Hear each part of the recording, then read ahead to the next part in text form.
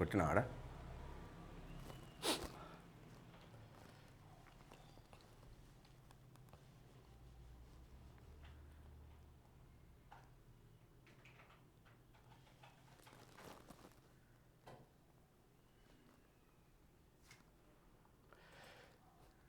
తెలంగాణ ప్రజలందరికీ very good morning.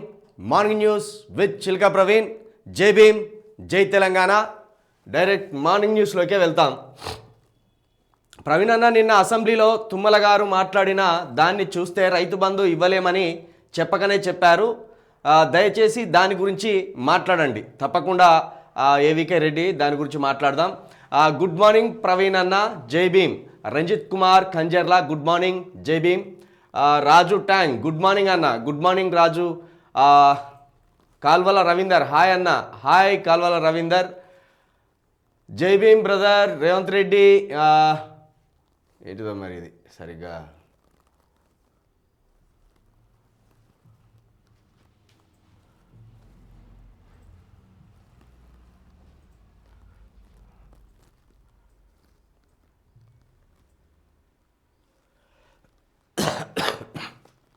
Chandrababu Naidu గెలిచిన తర్వాత ప్రతిపక్షం మీద దిష్టి పెట్టట్లేదు, హామీల మీద దృష్టి పెట్టారు.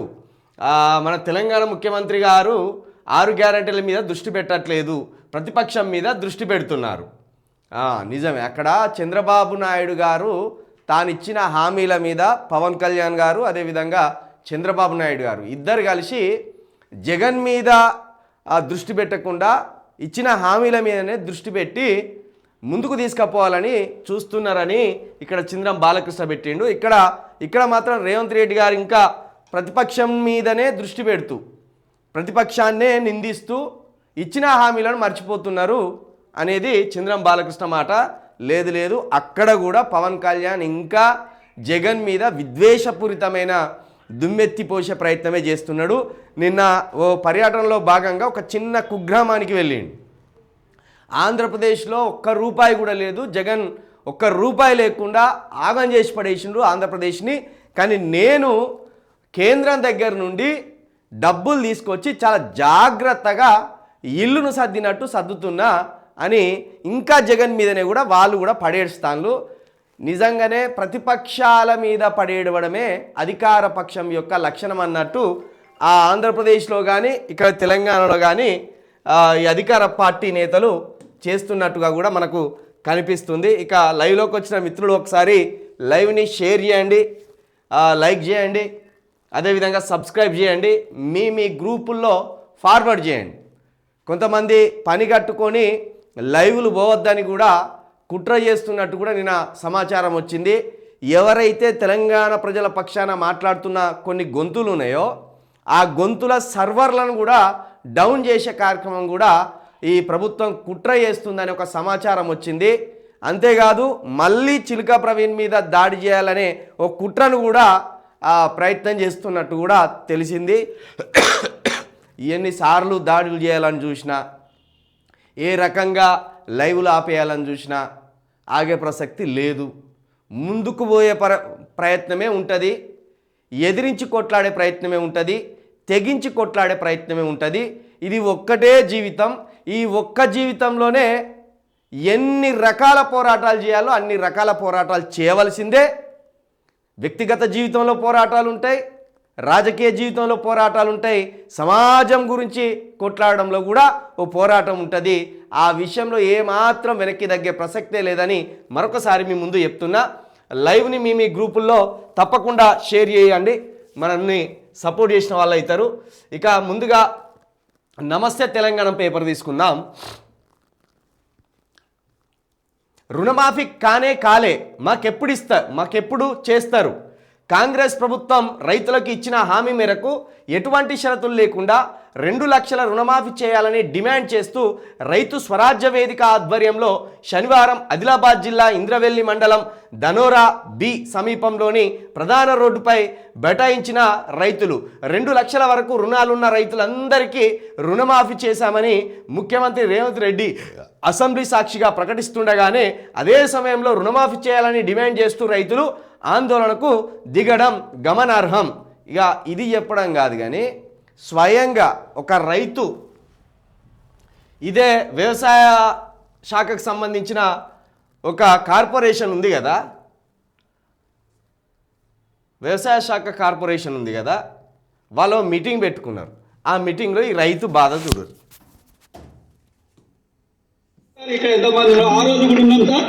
కానీ ఆయనకు 16 అక్టోబర్ 23 నాడు 2 లక్షలు లోన్ తీసుకున్నా సార్. నాకు లోను 2 లక్షలు మాఫీ అయిందని చెప్పడం ద్వారా నేను ఎవరిని సంప్రదించాలని అడగలేదు. ఆగస్టు 15 నాడు లిస్టులో సార్ నాకు పేరు వేస్తారు. ఎందుకంటే కొన్ని మిషన్ ఏమైంది కానీ 2 లక్షల పైన తీసుకోవాలని తెలిసింది. అప్పటికి డిసెంబర్ 9 ప్రకటన వరకు 2781 రూపాయలు డ్యూ సార్. 17 నాడు నేను బ్యాంకుకు పోయి నాది వికాస్ బ్యాంక్, గ్రామీణ వికాస్ బ్యాంక్, నేను పోయి చేస్తే 18,000 ఉన్నది. ఆ రోజు డిఎం గారు చెప్పుడు 20,000 అలాగనే ఏ రోజు వస్తుందో నాకు తెలియదు, 20,000 కట్టుకున్నాడు. 20,000 కట్టాం సార్. అప్పుడు మా డిఓ గారు చెప్పిండు నీకు ఫస్ట్ ఇస్తాను, మీ పేరు వెళ్ళిపోతుంది, లోన్ మాఫ్ అవుతుంది అన్నారు. కానీ కాలేదు సార్. ఆ దృష్టిలో కొంచెం మీరు రైతాంగా అందరూ చాలా బాధపడుతున్నాం సార్. ఎంత ఆందోళనతో చెప్తున్నాం సార్. చాలా మంది బీజేపీ సార్ కొన్ని మిస్యూజ్ వల్ల ఎందుకంటే దృష్టి లేని అందరం రైతులుగా కాకుండా ఈ కాలం ముఖ్యమంత్రి చెప్తున్నాం సార్. నాకు మాఫీ ఏంటిది కన్నీరు పెట్టుకొని రైతు సభలోనే కన్నీరు పెట్టుకొని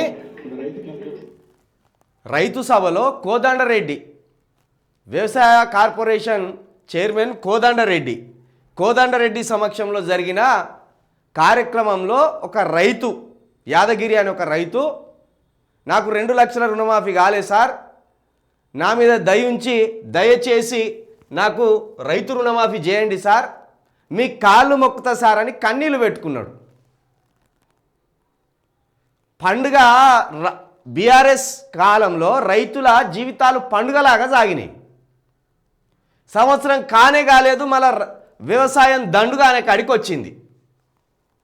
సంవత్సరం కాలేదు, వ్యవసాయం చేయడం దండుగా, వ్యవసాయం చేయలేము అని మళ్ళా కన్నీరు పెట్టుకొని రోడ్లెక్కే పరిస్థితి దాకా వచ్చింది.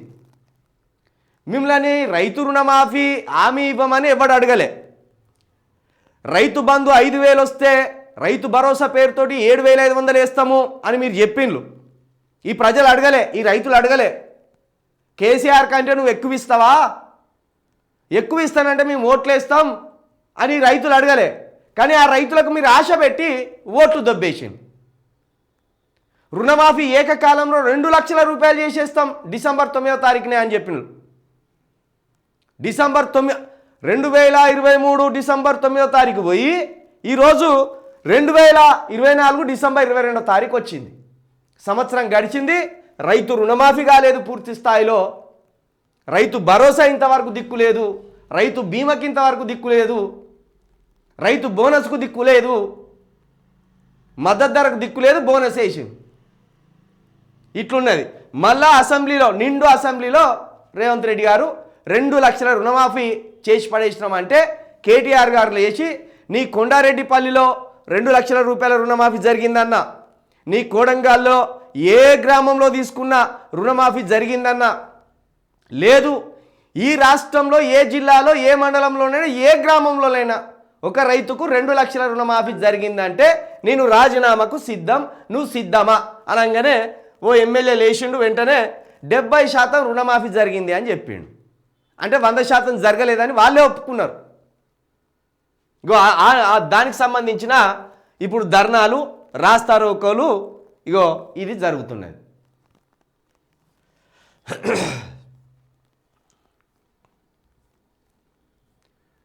ఒక్క ఊరిలో 100% రుణమాఫీ అయినా రాజీనామా చేస్తా, ఏ ఊరిలో నిరూపించినా రాజకీయ సన్యాసం చేస్తా, 24 గంటల కరెంట్ ఇస్తున్నట్టు నిరూపిస్తే శాసనసభ పక్షం మొత్తం రాజీనామా చేస్తాం. అబద్ధాలు చెప్పడంలో రేవంత్ రెడ్డి దిట్ట, చారాన మాఫీతో మొత్తం అయిపోయినట్టు ఫోజులు, 550 కోట్లతో పత్రికల్లో ప్రకటనలు ఇచ్చి గప్పాలు. BRS working president KTR fire, మంత్రులు కోమటిరెడ్డి, జూపల్లికి గట్టి కౌంటర్. కాంగ్రెస్ మంత్రులు కూడా సీఎం రేవంత్నే అనుసరిస్తున్నారు. ఒకరేమో రుణమాఫీ మొత్తం అయిందంటారు, మరొకరేమో కొంచెమే మిగిలి ఉన్నదంటారు, ఇంకో ఆయన 70% చేసినామని చెప్తున్నారు. వారి మాటలు చూస్తుంటే రేవంత్ రెడ్డి వారికి సరిగ్గా ట్రైనింగ్ ఇవ్వనట్టు తెలుస్తున్నది. ఇప్పటికైనా తప్పుడు మాటలు కట్టిపెట్టి వాస్తవాలు చెప్పాలి. ఇట్లున్నది సీఎంఓ తీరు, మంత్రులో తీరు, ఎమ్మెల్యేలో తీరు. మళ్ళీ మీకు 2 రోజులు శిక్షణ క్లాసులు ఇచ్చి వృధా అయిపోయినట్టున్నది కదా. ఆ ఛాయ్ పైసలు, ఆ భోజనాల పైసలు, అనవసరంగా ఆలు ఖర్చు, ఇదంతా వృధా అయిపోయినట్టున్నది. అసెంబ్లీలో ఎట్లా మెదులుకోవాలి, ఎట్లా మాట్లాడాలి, ఏ అంశం మీద మాట్లాడాలి అని మీకు 2 రోజుల ట్రైనింగ్ ఇచ్చి కూడా, శిక్షణ ఇచ్చి కూడా వృధా అయిపోయింది. ఎమ్మెల్యేనేమో 70% అయిందంటాడు, ముఖ్యమంత్రి గారేమో 100% చేసినామంటారు, మంత్రులేమో ఇంకో కొంచెమే మిగిలి ఉన్నది అంటారు. ఈ కొంచెం అంటే ఎంత, ఈ 70% అంటే ఎంత, ఈ 100% అంటే ఎంత? దీనికి లెక్కపత్రం లేదా? 41,000 కోట్లున్నది రైతు కార్పొరేషన్ అని ఒకటి పెడతా, ఒక్క దెబ్బతోటి 41,000 కోట్లు మాఫీ చేస్తా, ఒక్క సంవత్సరానికి కడుపు కట్టుకుంటే ఈ మొత్తం రుణమాఫీ మాఫీ అయిపోతుంది, ఇక తర్వాత రైతు భరోసా వేస్తా అని ఈ ముఖ్యమంత్రి గారే అనేక ఛానళ్లకు గప్పాలు కొట్టిండు. తీరా చూస్తే ఒకరేమో 100 అంటారు, ఒకరేమో 70 అంటారు, ఇంకొకరు కొంచెం అంటారు. కొంచెం అంటే ఎంత? ఓ ముత్యం అంత పసుపు అంత ఉంటుందా, కారపొడి అంత ఉంటుందా? మనం ఎవరి ఇంటికైనా పోతే అంటాం కా, ముత్తం అంతా పసుపు పెట్టరాదు, ముత్తం అంతా ఉప్పియరాదు అంటారు. చూడు గట్టనేనా మరి కొంచెం అంటే? ఏం పనికి మాలిన మాటలా ఇది? సీఎం మంత్రులు ఎమ్మెల్యేల మాటలకే పొంతన ఉండదా? మీకు దమ్ముంటే ఎవడన్నా నిజంగా మీ దాంట్లో ఎవడన్నా మొగోడు ఉంటే, ఎందుకు ఇట్లా అంటున్నామంటే, ఆయన బాధ్యత రాజీనామా చేస్తా, ఏ ఊర్లో జరిగిన, సీఎం ఊర్లో జరిగిన కూడా, ఎందుకంటే సీఎం గారు అంటే వాళ్ళ ఊరికి కొంచెం చూసి చూడక 10 రూపాయలు ఎక్కువ ఇస్తారనేది అంటే ఉంటుంది కదా. సీఎం గారి ఊరు కొండారెడ్డిపల్లిలో కూడా ఏ రైతు కన్నా 2 లక్షల రుణమాఫీ జరిగితే నేను రాజీనామా చేస్తా అని కేటీఆర్ గారు ఒక దమ్మున్న సవాల్ విసిరిండు. హరీష్ రావు గారు కూడా ఇదే దమ్మున్న సవాల్ విసిరిండు. మరి మీలో ఎవరికన్నా గుండె ఇక్కడనే ఉంటే, గుండె ప్లేసులనే ఉంటే ఆ సవాలు స్వీకరించి మీ గ్రామాల్లో ఎవరికన్నా 2 లక్షల రుణమాఫీ జరిగిందో ఒక్కసారి నిరూపించురు. ఇక మరి గుండె ఇక్కడ ఉండకుండా ఎక్కడన్నా ఉంటే అన్ని మలుసుకొని ఉండ్రు ఇక, అంతేగాని అబద్ధాలు మాట్లాడకూరు. ఇంకా ప్రజలను మభ్యపెట్టే అబద్ధాలు, ఇంకా ప్రజల్ని నమ్మించే అబద్ధాలు మాట్లాడకండి. ఆయన రాజకీయ సన్యాసం తీసుకుంటా అని చెప్పిండు. నిరూపించరు. మీకు కావాల్సింది కూడా బీఆర్ఎస్ని ఖతం చేసుడే కదా, బీఆర్ఎస్ లీడర్లను ఖతం చేసుడే కదా, రాజకీయంగా బీఆర్ఎస్ లీడర్లను సమాజ్ చేసుడే కదా. ఇక మంచి అవకాశం దొరికింది మీకు. ఒక్కరికన్నా 2 లక్షల రుణమాఫీ అయిందని నిరూపిస్తే రాజీనామా చేసి పడేస్తా, రాజకీయాలలో తప్పుకుంటా, రాజకీయ సన్యాసమే చేస్తానంటాడు. ఒక్కరికన్నా చూపిరు, చెప్పలేరు, ఎందుకంటే చేయలేదు కాబట్టి దాన్ని చూపించలేరు. రాజధాని నడిబొడ్డిన బిగ్ స్కెచ్, 660 కోట్లు విలువైన 5 ఎకరాల సర్కార్ భూమి కబ్జా. పెట్టేది ఎవడో మరి? సర్కారులు ఉన్నోళ్ళు పెడతానులా, అంతకుముందు సర్కారు నుండి దిగిపోయిన వాళ్ళు పెడతానులా. 3 ఏళ్లుగా కబ్జాకు ప్రయత్నిస్తున్న ప్రైవేట్ వ్యక్తులు కేసీఆర్ హయాంలో 2 సార్లు అడ్డుకొని కేసులు నమోదు. మళ్ళీ కొన్ని నెలలుగా ఆక్రమణకు కబ్జా రాయుల ప్రణాళిక. 2 ప్రైవేట్ వ్యక్తుల మధ్య వివాదంగా కోర్టును తప్పుదోవ. కోర్టు నుంచి ఇంజెక్షన్ ఆర్డర్ తెచ్చుకొని మళ్ళీ ప్రవేశం. ఆ ఉత్తర్వులను సవాల్ చేయని రెవెన్యూ అధికారులు తెర వెనుక చక్రం తిప్పుతున్న దేవరనే దానిపై అనుమానాలు. ఇది ఎక్కడ? ఇది దీని కథ చూస్తే ఏదో ఎమ్మెల్యేదే ఉన్నట్టున్నది. ఇది ఎమ్మెల్యేదే. ఇది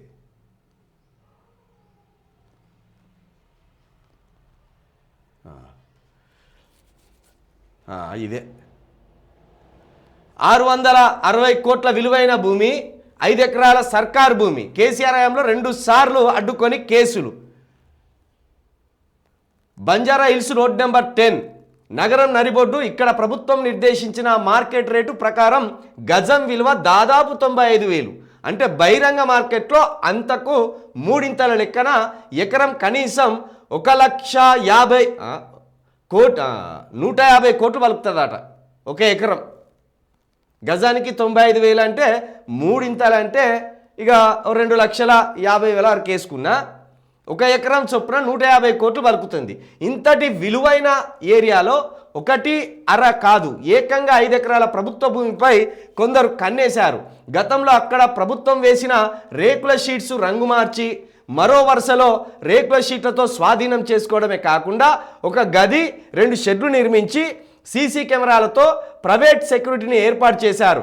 కళ్ళ ముందు బహిరంగంగా ఇదంతా జరుగుతున్నా అడ్డుకోవాల్సిన రెవెన్యూ జలమండలి అధికారులు మాకేమీ కనిపించట్లేదు అన్నట్టు వ్యవహరిస్తున్నాడు. పేదోడి ప్రభుత్వ భూమిలో చిన్న గుడిసె వేసుకుంటేనే బుల్డోజర్లతో యుద్ధం ప్రకటించే అధికార యంత్రాంగం కొందరు ప్రైవేట్ వ్యక్తులు బిగ్ స్కెచ్ వేసి సుమారు 660 కోట్ల విలువైన భూమిని చెరపట్టిన అధికారులు ప్రేక్షక పాత్ర పోషిస్తున్నారు. ఇది నాకు తెలిసి ఒక ఎమ్మెల్యే గతంలో నాకు మంత్రి పదవి ఇస్తే ఇదే భూమి కావచ్చు, మరి ఈ భూమి మీద నా మీద కూడా కేసు పెట్టిన ఒక ఆయనే, పేరు చెప్పాను కానీ ఎందుకు పేరు చెప్తే మళ్ళా లీగల్ చిక్కుల్లో పడతాం. ఇదే భూమి కావచ్చు. ఇక బంజారా హిల్స్ రోడ్ నెంబరు 10 అంటే 100% ఈ భూమే. బ్లూ షీట్స్ మార్చిన్లు మళ్ళీ ఇంకో కొత్త బ్లూ షీట్ తెచ్చేసిండ్లు. గతంలో ఇదే భూమి చూపించి నాకు మంత్రి పదవి ఇస్తే ఈ భూమిలో 2 ఎకరాలు సర్కార్ వారికి రాసిస్తా, సర్కార్ పెద్దకు రాసిస్తా అని ఒక ఒప్పందం కుదుర్చుకున్నట్టు పొలిటికల్ సర్కిల్లో ఒక సమాచారం వచ్చింది. సర్కార్ పెద్ద ఎవరైతే ఉన్నారో ఆ సర్కార్ పెద్దకు ఈ 5 ఎకరాల భూమిలో నుండి 2 ఎకరాల భూమిని లేదా 2 ఎకరాలకు సరిపడే డబ్బుల్ని ఇస్తా, నాకు మంత్రి పదవి ఇస్తావా అని ఒక ఆఫర్ కూడా గతంలో ఆ ఎమ్మెల్యే గారు, ఆ సదర్ ఎమ్మెల్యే గారి భూమి ఇది, ఆ సదర్ ఎమ్మెల్యే గారు ఈ పెద్దగారికి, ఈ ప్రభుత్వ పెద్దగారికి ఓ డిమాండ్ కూడా పెట్టినట్టు తెలుస్తుంది. ఈ 5 ఎకరాల స్థలంలో బాలరాజు, తిరుపతి, వేముల బాలాజీ అనే వ్యక్తులు ప్రవేశించి ఆక్రమించుకున్నారంటూ 2వ అదనపు చీఫ్ జడ్జి న్యాయస్థానాలు ఆశ్రయించారు. వీరి నుంచి తన భూమి తనకు దక్కేలా ఉత్తర్వులు ఇవ్వాలని కోరారు. అయితే ఇదంతా ముందస్తు వ్యూహం కావడంతో బాలరామరాజు, తిరుపతి, వేముల బాలాజీ న్యాయస్థానానికి ఎలాంటి డాక్యుమెంట్ సమర్పించకుండా ఎక్స్ పార్టీ అయ్యారు. దీంతో న్యాయస్థానం పార్థసారథికి ఇంజెక్షన్ ఆర్డర్ జారీ చేసింది. కానీ వాస్తవానికి భూమి ప్రభుత్వానిది అనే విషయం న్యాయస్థానానికి తెలియదు. ఈ క్రమంలో రెవెన్యూ అధికారులు న్యాయస్థానాన్ని ఆశ్రయించి ప్రభుత్వ భూమిపై సంబంధం లేని ఇద్దరు వ్యక్తుల్ని క్లెయిమ్ చేసుకుంటున్నారంటూ వాస్తవాల్ని కోర్టు ముందు ఉంచారు. ఇదంతా దీని వెనుక గతంలో ఇది ఒక యాదవులదట, యాదవులకు సంబంధించిన భూమి. అక్కడ యాదవులు గొర్రెలంగా ఆసుకునేటోళ్ళట. ఏది మన పార్క్ హయాతు కొంచెం అటో ఇటో ఉంటుంది, పార్క్ హయాతు హోటల్కు అటో ఇటో ఉంటుంది. గొర్రెలను కట్టేసుకునేదట. ఇప్పుడు గొర్రెలు కట్టేసుకునే భూమి కాస్త 660 కోట్ల విలువ చేసే భూమి అయింది. దాని మీద ప్రైవేట్ వ్యక్తులు కన్నేషన్లు, దీంట్లో ప్రభుత్వ పెద్దల హస్తం కూడా ఉన్నది. దీంట్లో ఒక ఎమ్మెల్యే కూడా ఉన్నాడు. గా ఎమ్మెల్యే గీ భూమి చూపించి మంత్రి పదవి ఇవ్వాలని ఒక ఆశ చూపిండు. ఆ హీరో ఏం మనిషి, అల్లు అర్జున్పై రేవంత్ రెడ్డి విసురులు, సినిమా వాళ్ళ ఆటలు సాగనివ్వను, సినీ ప్రముఖులపై కూడా విమర్శలు, హైకోర్టు ఆదేశాలపైన కామెంట్లు, బెనిఫిట్ షోలు ఉండవు, కోమటిరెడ్డి వెంకటరెడ్డి. ఇది విన్నాక మాట్లాడదాం దీని గురించి. రేవంత్ రెడ్డి గారు ఎంత విద్వేషపూరితంగా రగిలిపోతుండనే దానికి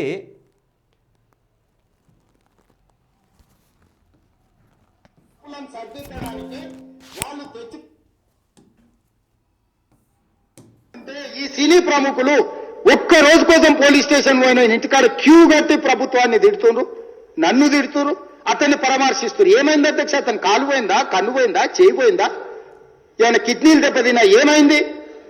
అతన్ని ఇంతమంది సినీ ప్రముఖులు పరామర్శించారు, కలిసిండ్రు, అభినందించారు. కానీ ఆ పిల్లగాన్ని కనీసమన్న పరామర్శించడానికి సినీ ప్రముఖులు ముందుకు రాలేదంటే సినిమా ఇండస్ట్రీలో ఉన్న ప్రముఖులు ఏం ఆలోచన చేస్తుండ్రో, ఏం కోరుకుంటుండ్రో నాకైతే తెలియదు. అంటే ఈ సినీ నీలాగా అయితే అనుకుంటలేరు వాళ్ళు. అంటే ఇప్పుడు అల్లు అర్జున్ కన్ను పోయి ఉంటేనో కాలు పోయి ఉంటేనో లేకపోతే కిడ్నీలు ఫెయిల్ అయి ఉంటేనో సంతోషించేటోనివా? అల్లు అర్జున్ కన్నో కాలో కిడ్నీలో ఫెయిల్ అయి ఉంటే బాగుండేదా? ముఖ్యమంత్రి భాష ఇది. ఈ రాష్ట్రానికి బాస్ మీరు. ఎంత మెచ్యూర్ తోటి మాట్లాడాలి మాటలు. వార్డ్ మెంబర్ స్థాయి మాటలు కూడా కాదు ఇవి.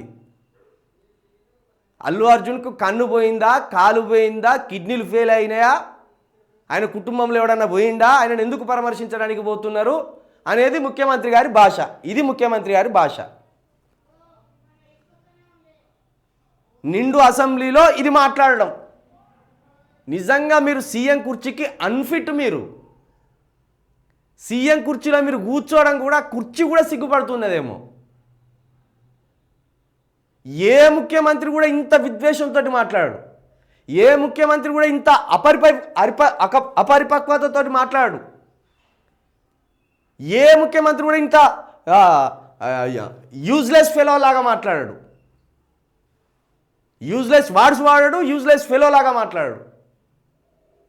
ఇవేం మాటలు? సక్సెస్ మీట్లో నీ పేరు మర్చిపోయిందని ఇంత విద్వేషమా, ఇంత ఈర్షణ? ఇది భాష అంటారా? ఇది కన్ను పోయిందా, కాలు పోయిందా, కిడ్నీలు ఫెయిల్ అయినాయా, మానవత్వం లేని మనిషి నిండు అసెంబ్లీలో. అంటే ఇప్పుడు ఆ సంధ్య థియేటరు తొక్కిసలాట ఘటనలో ఒక మహిళ చనిపోయింది దురదృష్టవశాత్తు. అక్కడ మహిళ చనిపోయింది కాబట్టి అల్లు అర్జున్ ఇంట్లో కూడా ఒక ప్రాణం పోవాలా? అక్కడ మహిళ అనుకోని సంఘటనలో చనిపోయింది కాబట్టి ఇప్పుడు అల్లు అర్జున్ కూడా చనిపోవాలా? అల్లు అర్జున్ కాలు కూడా విరగాల? కాలో చెయ్యో కిడ్నీలో ఫెయిల్ అయితేనే పరామర్శించడానికి పోవాలా? ఇదేనా నీ భాష? ఇంత విద్వేషం అనేది? ఇది ముఖ్యమంత్రి స్థాయి మాటలా? ముఖ్యమంత్రి సీట్లో కూర్చునే వాళ్ళు మాట్లాడే భాషనా ఇది? దీన్ని మీరు సమర్థించుకుంటున్నారా? మీ క్యాబినెట్ సమర్థించుకుంటుందా? మళ్ళీ ఏమని చెప్తున్నాడు రేవంత్ రెడ్డి గారు? నిన్న మేము పర్మిషన్ క్యాన్సిల్ చేసినాం అంటున్నాడు. పర్మిషన్ క్యాన్సిల్ చేసింది మరి బయటికి ఇవ్వండి. పర్మిషన్ ఇచ్చింది ఒకటే, బయటకు వచ్చింది కాపీ. పర్మిషన్ క్యాన్సిల్ చేసిన అల్లు అర్జున్ థియేటర్కి వచ్చిండు అంటున్నాడు రేవంత్ రెడ్డి గారు. మరి ఆ క్యాన్సిల్ చేసింది ఎవరన్నా ఉంటే నాకు పెట్టండి, తప్పకుండా అప్పుడు అల్లు అర్జున్ గారిని తప్పకుండా మనం విమర్శిద్దాం. వాళ్ళు మీరు బెనిఫిట్ షోలకి మీకు అనుమతి లేదు, వాళ్ళు అనుమతి ఇవ్వలేదు అని చెప్తున్నారు రేవంత్ రెడ్డి గారు. అంత పెద్ద కుర్చీలో కూర్చొని రాష్ట్రానికి మీరు బాస్. ఓ విధంగా చెప్పాలంటే తండ్రి. రాష్ట్రానికి మీరు తండ్రి స్థానంలో ఉన్నోడు ఈ రాష్ట్రంలోని అందరినీ ఒకే తీరుగా పిల్లలు అనుకోవాలి. కన్ను పోయిందా, కాలు పోయిందా, కిడ్నీలు ఫెయిల్ అయినాయా, ఆయన ఎందుకు పరామర్శించి రావాలి? ఇదా భాష? కేవలం సక్సెస్ మీట్లో ఆయన పేరు మర్చిపోయిందనే ఇప్పుడు నేనేందో, నా పవర్ ఏందో చూపెడతా, నా పవర్ ఏందో నేను చూపెడతా ముఖ్యమంత్రిగా. మీకు కేటీఆర్ అంత క్లోజా? కేటీఆర్ తోటి మీరు పార్టీలు చేసుకుంటారా? కేటీఆర్ మీ సినిమా ఫంక్షన్లు పిలుస్తారా? గతంలో కేటీఆర్ గుర్తున్నట్టు నేను గుర్తుండనా? నా పేరు గుర్తుండదా అనే ఈగోకు వేయండు. గా ఈగోతోటే ఇంకొకరి మరణం కోరుకుంటాను. గదే ఇప్పుడు ఆయన ఈర్ష, కుళ్ళు, విద్వేషం మొత్తం ఏంటంటే నా పేరు ఎట్లా మర్చిపోయాను ఇంత అంటాడు కదా ఈయన. ఇప్పుడు అల్లు అర్జున్ ప్రత్యక్ష పాత్ర అయితే లేదు కదా, పరోక్షంగా అల్లు అర్జున్ కారణం అంటున్నారు కదా. కాకపోతే బందోబస్తు అక్కడ ఫెయిల్ అయిపోయింది. మనకు వచ్చిన కాపీ ప్రకారం బందోబస్తు ఇవ్వండి, హీరో వస్తారు, హెవీ క్రౌడ్ వస్తుంది అని మనం ఇక్కడనే వేసి చూపించినాం. వీళ్ళు మేము పర్మిషన్ ఇవ్వలే, అది కొట్టేసినాం అంటారు. ఆ కాపీ రాలేదు మనకు. ఇది పరోక్షంగా ప్రత్యక్షంగా అల్లు అర్జున్ది లేదు.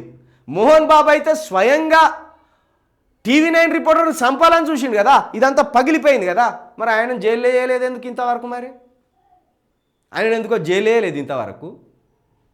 ఒక ఈ విషయంలో కాదు, ఒక పుష్ప 2 విషయంలో కాదు మీరు ఫెయిల్ అయింది.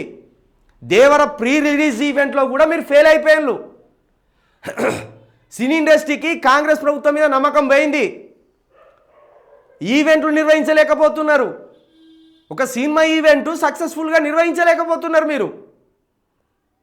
జూనియర్ ఎన్టీఆర్ నటించిన Devara cinema pre release event cancel అయింది కదా శిల్పకళారామంలో.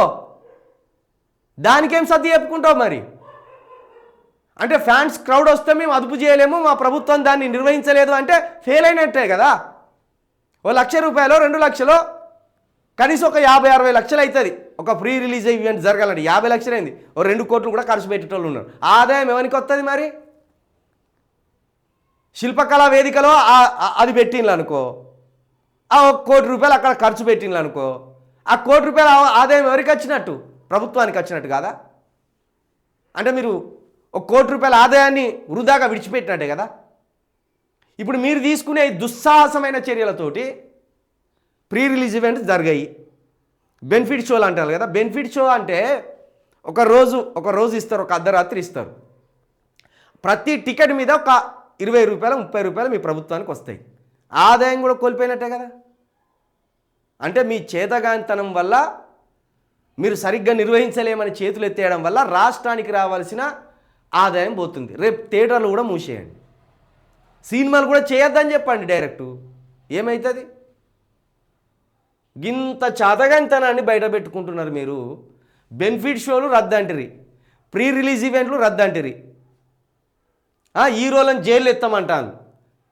పేరు మర్చిపోయిన హీరోలను జైలు వేస్తాం, మిగతా వాళ్ళు హత్యలు చేయని ఏం చేయని వాళ్ళు బయటనే ఉంటారు.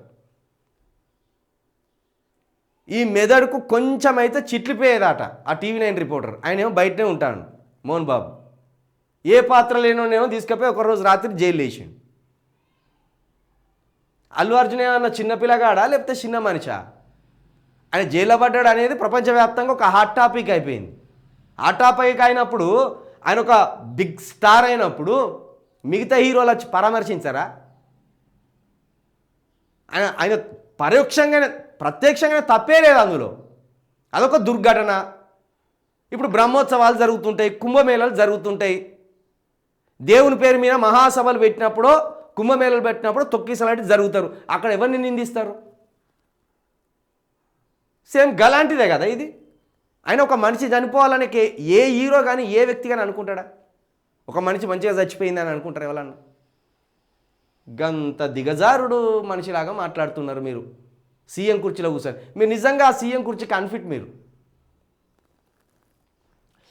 వ్యక్తిత్వంపై దుష్ప్రచారం, అల్లు అర్జున్ ఆవేదన. పర్మిషన్ ఉన్నందునే థియేటర్కు వెళ్ళాను, అక్కడ ఎలాంటి రోడ్ షో నిర్వహించలేదు. నాపై ఆరోపణలు 100% అబద్ధం. బాధిత కుటుంబానికి అండగా ఉంటాను. అల్లు అర్జున్ చాలా బాధపడుతున్నాడు. అరవింద్ నిన్న ఇక రేవంత్ రెడ్డిది స్పీచ్ చూసినట్టున్నారు అసెంబ్లీలో రేవంత్ రెడ్డి స్పీచ్ చూసినాక 8:30కు ఆల్ ఛానల్స్లు పిలుచుకొని రేవంత్ రెడ్డి గారు ఒక విధంగా చెప్పాలంటే సీఎంకి కౌంటర్గానే ప్రెస్ మీట్ పెట్టిండు. కానీ ఎక్కడ టెంపర్ లూజ్ కాలేదు. తనకున్న స్టార్డమ్ను బయట పెట్టుకొని మాట్లాడాలని చూడలేదు. చాలా ఒద్దికగా, పద్ధతిగా, చాలా లోలో ఆయన ఇంకా ఏమంటానంటే, ఇప్పటికీ కూడా నా మైండ్ పనిచేస్తలేదు. నేను ఆ రోజు లోపలికి పోయి కూర్చున్నాక మీ వల్ల ఇక్కడ సెక్యూరిటీ ఇవ్వడం ఇబ్బంది అవుతుందని చెప్తే, నా భార్య నా పిల్లల్ని థియేటర్ లోపలనే వదిలేసి బయటకు వచ్చిన, నేను రోపెక్కి ఎవరికి కూడా ఇట్లా చేయితోటి అభివాదం చెప్పలేదు. నేను అసలు రోప్ పైకే ఎక్కలేదు. నేను సైలెంట్గా వెళ్ళిపోయినా. ఇప్పుడు నా పిల్లలైతే ఒకటి, పరాయి పిల్లలైతే ఒకట, నా భార్య అయితే ఒకటి, ఇంకో భార్య అయితే ఒకట. నా భార్య నాకు ఎంత ఇష్టమో ఆ చనిపోయిన వ్యక్తి యొక్క భార్య ఆయనకు అంతే ఇష్టం ఉంటుంది కదా. నా పిల్లలంటే నాకు ఎంత ఇష్టమో ఆ చావు బతుకుల మధ్య ఉన్న ఆ పిల్లాడంటే ఆ తండ్రికి అంతే ఇష్టం ఉంటుంది కదా. నేను ఎందుకు దాన్ని అట్లా తీసుకుంటా? నేను ఒక్క రోజుతోటి ఇంత స్టార్ను కాలేదు కదా. 20 సంవత్సరాల నా కష్టం వల్ల ఈ స్టార్ని అయినా కదా. ఈ 20 సంవత్సరాలల్లో నేను అల్లు అర్జున్ అనే వ్యక్తిని ఎక్కడైనా ఈ సమాజంలో నా పట్ల ఒక చెడ్డ పేరు కానీ, ఇగో ఇలాంటి హీరో కానీ ఎక్కడైనా ఉన్నదా మీకు ఇంతవరకు? ఎందుకు నా మీద పని కట్టుకొని మీరు ఇలాంటి దుష్ప్రచారం చేస్తున్నారు? ఆ సంఘటన జరగగానే పిల్లాడు కూడా వీళ్ళకి 2 రోజుల తర్వాత తెలిసిందట ఆయనకు విషయం.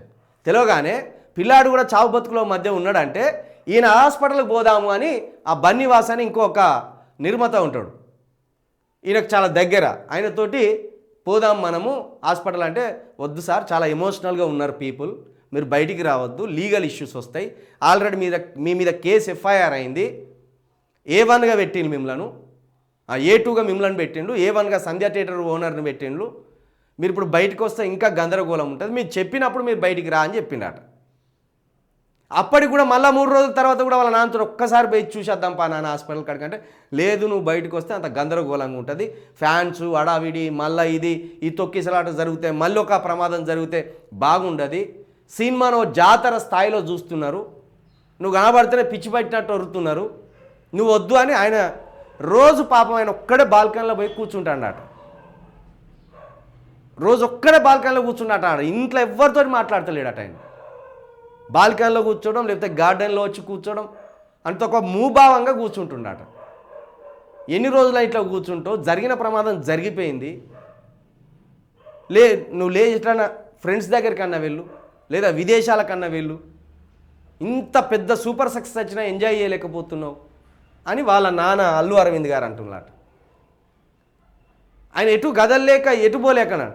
ఏమంటాడు, 25 లక్షలే ప్రకటించింది కదా అల్లు అర్జున్, ఫస్ట్ 25 లక్షలు ప్రకటించింది కదా, ఆయన ఏమనుకున్నాడంటే సుకుమార్ తోటి మైత్రి మూవీస్ ఓనర్స్ తోటి ఈయన ఈ ముగ్గురు కలిసి ఒక పెద్ద మొత్తం డబ్బు ఇచ్చిన ప్రాణం రాదు కానీ ఒక పెద్ద మొత్తం ఆ బతికిన బాబుకు ఆ కుటుంబానికి ఊహించని ఒక పెద్ద మొత్తం మనం ఇవ్వాలి, ఇది పరోక్షంగా మన వల్ల జరిగిందే కాబట్టి ఖచ్చితంగా ఆ కుటుంబానికి అండగా ఉండాలి అని అల్లు అర్జున్ అంటాడు. ఈయనేమంటాడు తెలుసా, చెప్పిన 25 లక్షలు కూడా ఇవ్వలే, ఒక్కసారి కూడా బాబుని చూసి రాలే, బాబుని చూసి రానికి పోతే మళ్ళీ మీరు బందోబస్తు ఇచ్చేటోళ్ళేనా. మొన్న ఆయనను వైద్య పరీక్షల కోసం గాంధీ హాస్పిటల్ తీసుకుపోయాను, ఎట్లున్నది అక్కడ క్రౌడు చూసినా ముఖ్యమంత్రి గారు, ఎట్లున్నది అక్కడ క్రౌడు. మీరు బందోబస్తు ఇవ్వకపోవడం వల్లే ఈరోజు అల్లు అర్జున్ని విలన్గా చిత్రీకరించే ప్రయత్నం చేస్తాను ఈ సమాజంలో. ఇది మంచి పద్ధతి కాదు ఇది. రేవంత్ రెడ్డి గారు నిండు సభలో సీఎం పచ్చబద్దాలు, ముఖ్యమంత్రి రేవంత్కు మతి భ్రమించింది, రుణమాఫీ విషయంలోనే క్లారిటీ లేదు, భరోసా ఎప్పుడు ఇస్తారు, ఎంతమందికి ఇస్తారు, పంట బీమాలపై చేతులెత్తేసిన ప్రభుత్వం, అప్పుల విషయంలో తప్పుడు లెక్కలు, కడుపులున్న అక్క సంత రేవంత్ కక్కిండు, నువ్వు చెప్పే గారెడి మాటలు ప్రజలు నమ్మరు, వాస్తవాలు చెప్తామంటే మాకు మైక్ ఇవ్వరు, రాష్ట్రాన్ని 17,000 కోట్ల సర్ప్లస్తో అప్పగించినాం, బహిరంగ చర్చకు సిద్ధం, హరీష్ రావు సవాల్. నిన్న సవాళ్ళు ప్రతి సవాళ్ళు, ఆఖరికి వీళ్ళకి మైకులు ఇవ్వలేదు, వీళ్ళు పేపర్లు చింపి పోడియం మీదకి ఇసిరేసిండ్లు, ఇక ఆయన వీర్లపల్లి శంకరేమైన అసభ్య సైకిల్ చేసిండు, ఇదంతా జరిగింది. నిజంగా రేవంత్ రెడ్డి గారు తెలుసో మరి తెలియకో టెంపర్ లాస్ అయిపోతున్నాడు, ఒట్టిగానే టెంపర్ లాస్ అయిపోతున్నాడు. అందరూ 1,00,000 కోట్లు అప్పు చేసిండు, 1,00,000 కోట్లు అప్పు చేసిండు సంవత్సర కాలంలోనే అంటే ఏదో విమర్శ అనుకున్నారు, అది ఆయనే ఒప్పుకున్నాడు. ఆఖరికి 1,17,000 కోట్లు అప్పు చేసినాం మేము ఒక సంవత్సరంలో, అది కేసీఆర్ చేసిన అప్పులు కట్టడానికి మళ్ళీ మేము అప్పులు చేసినాం అంటున్నాడు ఆయన. గతంలో ఏమన్నాడు ఆయన, మీరు గత సర్కారు చేసిన అప్పులు విషయంలో మీరు ఎలాంటి స్టాండ్ తీసుకోబోతున్నారంటే కొత్తగా అప్పులు చేయవలసిన అవసరం లేదు, కొత్తగా అప్పులు చేయకపోతే సరిపోయా అన్నాడు, కానీ మళ్ళీ అప్పులు చేస్తాడు. ఇక ఇట్లా అన్నీ ఆయన మొత్తం అక్కసే ఉన్నది. రేవంత్ రెడ్డి గారిలో ఒక ఫోబియా వచ్చినట్టు కనబడుతున్నది. నన్ను ముఖ్యమంత్రిగా ఈ సమాజం గుర్తిస్తున్నదా, ఈ తెలంగాణ ప్రజలు నన్ను ముఖ్యమంత్రిగా అసలు చూస్తున్నారా, నేను ముఖ్యమంత్రి నేనా అని ఇంకో భ్రమల్నే బతుకుతున్నాడేమో అనిపిస్తుంది. మీరే ముఖ్యమంత్రి, ఇంకా 4 సంవత్సరాలు కూడా మీరే ముఖ్యమంత్రిగా ఉంటారు. ముందు మీరు ముఖ్యమంత్రి స్థాయిలో ఆలోచించండి, వార్డ్ మెంబర్ స్థాయిలో ఆలోచించకండి. పరువు పోతున్నది మీరు, మీ మాటల వల్ల, మీ దుందుడుకు చర్యల వల్ల, మీ తెలిసి తెలియని మాటల వల్ల, మీ అనుభవం లేని మాటల వల్ల రాష్ట్రం పరువు పోతున్నది, మీ కేబినెట్ పరువు పోతున్నది, సీఎం కుర్చీ పరువు పోతున్నది. ఒక ప్రమాదం జరిగిందని బెనిఫిట్ షోలు బంద్ పెడతావు అంటే ఏ ప్రమాదం జరిగితే ఆ రంగంలో అది బంద్ పెడతావా? ఇంకా భారీ బందోబస్తుతోటి జరిపియాలి కదా. ఓ విధంగా సినిమా ఇండస్ట్రీకి ఇది అనుమానాలు రేకెత్తించేదే. అంటే నాకు తెలిసి కంచెలు సినిమా ఇండస్ట్రీని ఎలగొడదాం అనుకుంటాండేమో మరి ఆంధ్రాకి. మరి చంద్రబాబు నాయుడు తోటి ఏమైనా పొత్తు కుదుర్చుకున్నారేమో, ఎందుకంటే వాళ్ళు వైజాగ్లో రిషికొండలో ఫిలిం సిటీ కడుతున్నారు అక్కడ. మరి ఈ సినిమా ఇండస్ట్రీని అంతా అటు తరలిస్తాడేమో. ఇప్పుడు అల్లు అర్జున్ లాంటి వాళ్ళతోటి, ప్రభాస్ లాంటి వాళ్ళతోటి, రామ్ చరణ్, జూనియర్ ఎన్టీఆర్ ఇలాంటి తెలుగు సినిమా హీరోలతోటి ఈ తెలుగు సినిమా ఖ్యాతి కాస్త ప్రపంచ స్థాయి ఖ్యాతికి వెళ్ళిపోతున్నది. మరి అంత కీర్తిని తీసుకొస్తా అంటే రేవంత్ రెడ్డి గారు మేము బెనిఫిట్ షోలకు పర్మిషన్ ఇవ్వం, మేము సినిమా రిలీజులు కానీ లేకపోతే సినిమా ఫంక్షన్లకు కానీ పర్మిషన్లు ఇవ్వమని చేతులు ఎత్తేసిండు. మరి అటువంటి అప్పుడు వీళ్ళు ఏం చేస్తారు? సినిమా యాక్టర్సు ఇక్కడ ఉంటే మనకు అనుకూలంగా లేదు, మనం ఇక్కడి నుంచి వెళ్ళిపోదాం మనకు ఆలోచన కాస్త ఏం చేస్తావు? మొత్తం తెలంగాణ కీర్తి బతుకులో మనుపోసినట్టు అవుతుంది. అక్కడికి తీసుకొచ్చినావు తెలంగాణను. ఏం ఆలోచన మరి నీది, ఏం కథో ఏం అర్థమైతే లేదు.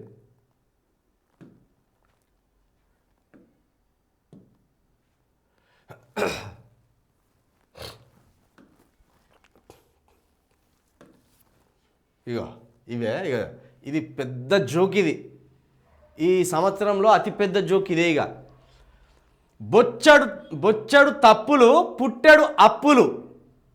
10 ఏళ్లలో బీఆర్ఎస్ చేసింది ఇదే. సీఎం రేవంత్ రెడ్డి ఉమ్మడి ఏపీలో 16 మంది సీఎంలు చేసిన అప్పు 72,000 కోట్లే. 10 ఏళ్లలో కేసీఆర్ ఒక్కడు చేసిన అప్పు మాత్రం 6.40 లక్షల కోట్లు. 2-3% మిత్తికే లోన్లు దొరుకుతుంటే 11% అధిక వడ్డీకి తెచ్చారు. ప్రతిదీ అమ్మేసి దివాలా తీయించారు. ఇలాంటి ఆర్థిక ఉగ్రవాదులను వేరే దేశాల్లో అయితే ఉరి తీసేటోళ్ళు. వాళ్ళు కట్టింది కాళేశ్వరం కాదు, కూలేశ్వరం. మూసి ప్రక్షాళన చేయాలో వద్దో ప్రజలను అడుగుతాం, రావాలని సవాల్. పుట్టెడు బీఆర్ఎస్ 10 ఏళ్ల పాలనలో చేసింది ఏదేమైనా ఉందంటే అది బొచ్చడు తప్పులు పుట్టెడు అప్పులు మాత్రమేనని సీఎం రేవంత్ రెడ్డి విమర్శించారు. వాళ్ళు చేసిన అప్పులు కట్టేందుకు మళ్ళీ అప్పులు చేయవలసిన దుస్థితి ఏర్పడింది అన్నారు. ఉమ్మడి ఏపీలో దాదాపు 16 మంది సీఎంలు చేసిన అప్పు 72,000 కోట్లు మాత్రమే. కానీ 10 ఏళ్ల పాలనలో కేసీఆర్ చేసిన అప్పులు 6,40,000 కోట్లు. ఉమ్మడి రాష్ట్రంలో నాడు తెచ్చిన అప్పులపై ఏడాదికి 6,500 కోట్లు వడ్డీ కట్టేవాళ్ళం. కానీ ఇప్పుడు మొత్తం 1 నెలకే కట్టవలసిన దుస్థితి ఏర్పడింది అని ఆవేదన వ్యక్తం చేశారు. శనివారం అసెంబ్లీలో సీఎం రేవంత్ రెడ్డి మాట్లాడారు. తాము అధికారంలోకి రాగానే రాష్ట్ర ఆర్థిక పరిస్థితి వైట్ పేపర్ రిలీజ్ చేశామని ఆయన చెప్పారు. మేము రిలీజ్ చేసిన వైట్ పేపర్లో మార్కెట్ అప్పులు 3,89,673 కోట్లు కాగా కార్పొరేషన్ గ్యారంటీలు ఇచ్చి ప్రభుత్వం చెల్లించే అప్పును 1,27,208 కోట్లు పేర్కొన్నాం. నిజానికి ఇది 1,29,243 కోట్లుగా ఉంది. మరో 95,462 కోట్ల అప్పుకు ప్రభుత్వం గ్యారంటీ ఇచ్చినా అది కార్పొరేషన్లు చెల్లించేదే.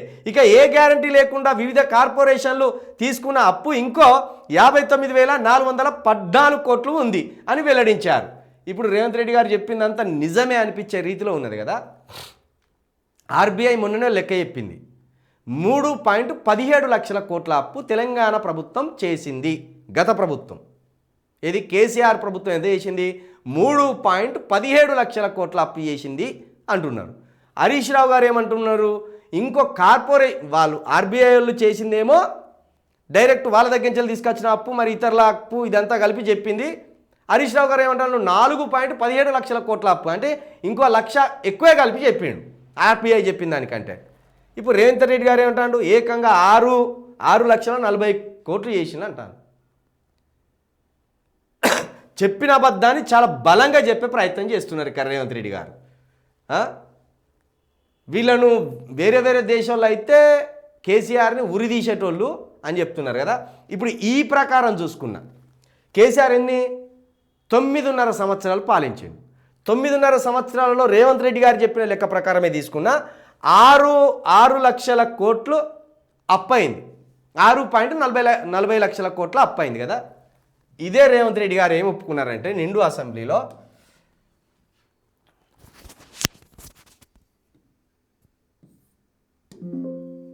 పుట్టెడు అప్పులు, వాళ్ళు చేసిన తప్పులను సర్దిద్దడానికి, వాళ్ళు తెచ్చిపెట్టిన అప్పులను కట్టడానికి, అప్పులు కట్టడానికి మళ్ళా అప్పులు చేయాల్సి వచ్చింది అధ్యక్ష.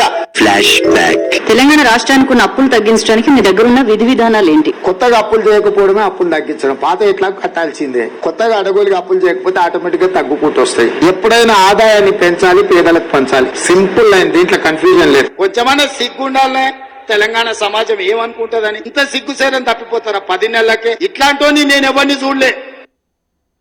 ఇప్పుడు బాగున్నదా? అంటే ఆయనే నిందించుకున్నట్టు ఆయనే తిట్టుకున్నట్టు ఉన్నది కదా. మీరేనా లేకపోతే ఆయన వేరేనా? డబుల్ యాక్షన్ ఏమన్నా ఉన్నదా? డబుల్ యాక్షన్ ఏమన్నా ఉన్నదా? అపరిచితుడు సినిమాలో ముగ్గురు ఉన్నట్టు రేవంత్ రెడ్డి రూపం కలిగిన మనుషులు ఏమన్నా 2-3 ఉన్నారా? తెచ్చిన అప్పులకు కొత్తగా అప్పులు చేయకపోతే అయిపోయా అన్నావు. అప్పులు తీర్చడానికి ఇప్పుడు అప్పులు చేస్తానని మళ్ళీ ఒక కొత్త డ్రామా అలుగుతున్నావు. ఇక ఎవరిది అనాలి? ఈ అబద్ధాల పాలన ఎవరిది అనాలి? పాలించొత్తలేదు అని చేతులు ఎత్తారు, అది ఒక అయిపోతుంది. మాకు ఈ అప్పులు ఎట్లా కట్టాలో ఎట్లా పాలించాలో మాకు అర్థం అవటం లేదు. అప్పుల కోసం అప్పులు చేసేవాళ్ళు ఉంటారు ఎవరన్నా? అప్పులు తీర్చడానికి అప్పులు చేస్తారట. ఇంత అద్భుతమైన రాష్ట్రం ఉన్నది, ఇంత అద్భుతమైన వ్యవసాయం ఉన్నది, ఇంత అద్భుతమైన హైదరాబాద్ ఉన్నది. రియల్ ఎస్టేట్ రంగం జువ్వున ఇట్లా రాకెట్ పోయినట్టు పోయింది. నీటిపారుదల మెరుగైంది, కరెంటు మెరుగైంది. ఇన్ని మెరుగైన రాష్ట్రాన్ని నీ చేతిలో పెడితే అప్పుల కోసం అప్పులు చేస్తానమంటావు. అప్పుల కోసం అప్పులు చేస్తే అప్పులు తగ్గుతాయి. ఎక్కడి థియరీ ఇది? ఏ సైంటిస్ట్ చెప్పిన థియరీ ఇది? అప్పుల కోసం అప్పులు చేస్తే అప్పులు తగ్గుతాయి. మళ్ళీ కేటీఆర్ను ఉరిదీస్తే నిన్నేమో సన్మానించాలా? ఇప్పుడు వాళ్ళు 9.5 సంవత్సరాల్లో 6 లక్షల కోట్ల అప్పు చేసిండ్రు. నువ్వు 1 సంవత్సరంలో 1.17 లక్షల కోట్ల అప్పు చేసినావు. ఆ రకంగా లెక్క కడితే ఎంత కావాలని? ఇది 5 సంవత్సరాలనే నువ్వు 6 లక్షల కోట్ల అప్పు చేసేటట్టున్నావు కదా. వాళ్ళేమో 9.5 సంవత్సరాల్లో 6 లక్షల కోట్ల అప్పు అంటున్నావు మీరు. ఆర్బీఐ ఏమో 3.17 లక్షల కోట్ల అప్పు అంటాను. హరీష్ రావు ఏమో 4.17 లక్షల కోట్ల అప్పు అంటాను. నువ్వేమో 6 లక్షల కోట్ల అప్పు అంటాను. ఆ రకంగా చూసినా సంవత్సరానికి నువ్వు 1,00,000 కోట్లు చేస్తే 5 లక్షల కోట్లు అవుతాయి కదా. మరి కేసీఆర్ చేసింది ఎక్కువనా, నువ్వు చేసింది ఎక్కువనా? ఆ ప్రకారం తీసుకుంటే మీరు చేసేదే ఎక్కువ. అంటే ఇప్పుడు మీరే అట్టర్ ఫ్లాప్ అయినట్టు సీఎంగా. మళ్ళీ మీరు సమర్థించుకునే ప్రయత్నం చేస్తున్నారు. బయట మనిషి చచ్చిపోతే లోపల సినిమా చూస్తావా? పుష్ప హీరోను నిలదీసిన సీఎం. ఆ తల్లి చచ్చిపోయినా కొడుకు చేతిని ఇడవలే. విషయం చెప్పినా ఆ హీరో బయటకు రాలే. పోలీసులు వార్నింగ్ ఇచ్చాక రోడ్ షో చేసుకుంటూ పోయిండు. మీ వ్యాపారాల కోసం ప్రజల ప్రాణాల్ని బలి పెడతామంటే సహించం. సినిమా వాళ్ళు పొలిటికల్ లీడర్స్ కోసం ప్రత్యేక చట్టాలు ఉండవు. ఒక రోజు హీరో జైలుకు పోతే కాళ్ళు చేతులు పోయిన వ్యక్తిని పరామర్శించడానికి వెళ్ళినట్టు క్యూ కట్టిండు. చావు బతుకుల్లో ఉన్న శ్రీతేజ్ దగ్గరకు ఒక్కరు కూడా పోలే. ఇలాంటి మానవత్వం లేని వాళ్ళ కోసం మమ్మల్ని బదనం చేస్తారా? ఇకపై బెనిఫిట్ షోలకు టికెట్ల రేట్లు పెంపునకు అనుమతి ఇవ్వం. శాసనసభలో CM Revanth Reddy emotional speech. ఇది ఎమోషనల్ స్పీచ్ కాదు, అక్కస్సుతోటి కూడుకున్న, ఈర్షతోటి కూడుకున్న, విద్వేషంతో కూడుకున్న స్పీచ్ ఇది. ఇప్పుడు ఇది ఏంటంటే ఒక్క దెబ్బతోటి సినీ ఇండస్ట్రీకి మొత్తం వార్నింగ్ ఇచ్చింది అన్నట్టు. మొత్తం ఆల్ హీరోస్కి, ఆల్ నిర్మాతలకి, ఆల్ డైరెక్టర్స్కి, ఇండస్ట్రీలో ఉన్న వాళ్ళకి వార్నింగ్ ఇది. ఇది ఎమోషనల్ స్పీచ్ కాదు. నేనే సీఎంను, యనుమల రేవంత్ రెడ్డి అనే నేనే ఈ రాష్ట్రానికి సీఎంని, మీ సినీ ఇండస్ట్రీకి కూడా నేనే సీఎంని. నా పేరు ఒకవేళ నా పేరు ఇక మీరు కలలో కూడా మర్చిపోరు. అందుకే నేను తీసుకపోయి అల్లు అర్జున్ని జైలు వేసిన అని డైరెక్ట్ వార్నింగ్. అది ఎమోషనల్ స్పీచ్ అయింది. ఒక వ్యక్తి, ఒక దుర్ఘటన, అది ఒక ప్రమాదం. తొక్కిసలాట అనేది ఒక ప్రమాదం, ఊహించని ఘటన. ఒక వ్యక్తి చనిపోయాడు, చాలా బాధాకరం. ఆ ఇంటికి బాధాకరం.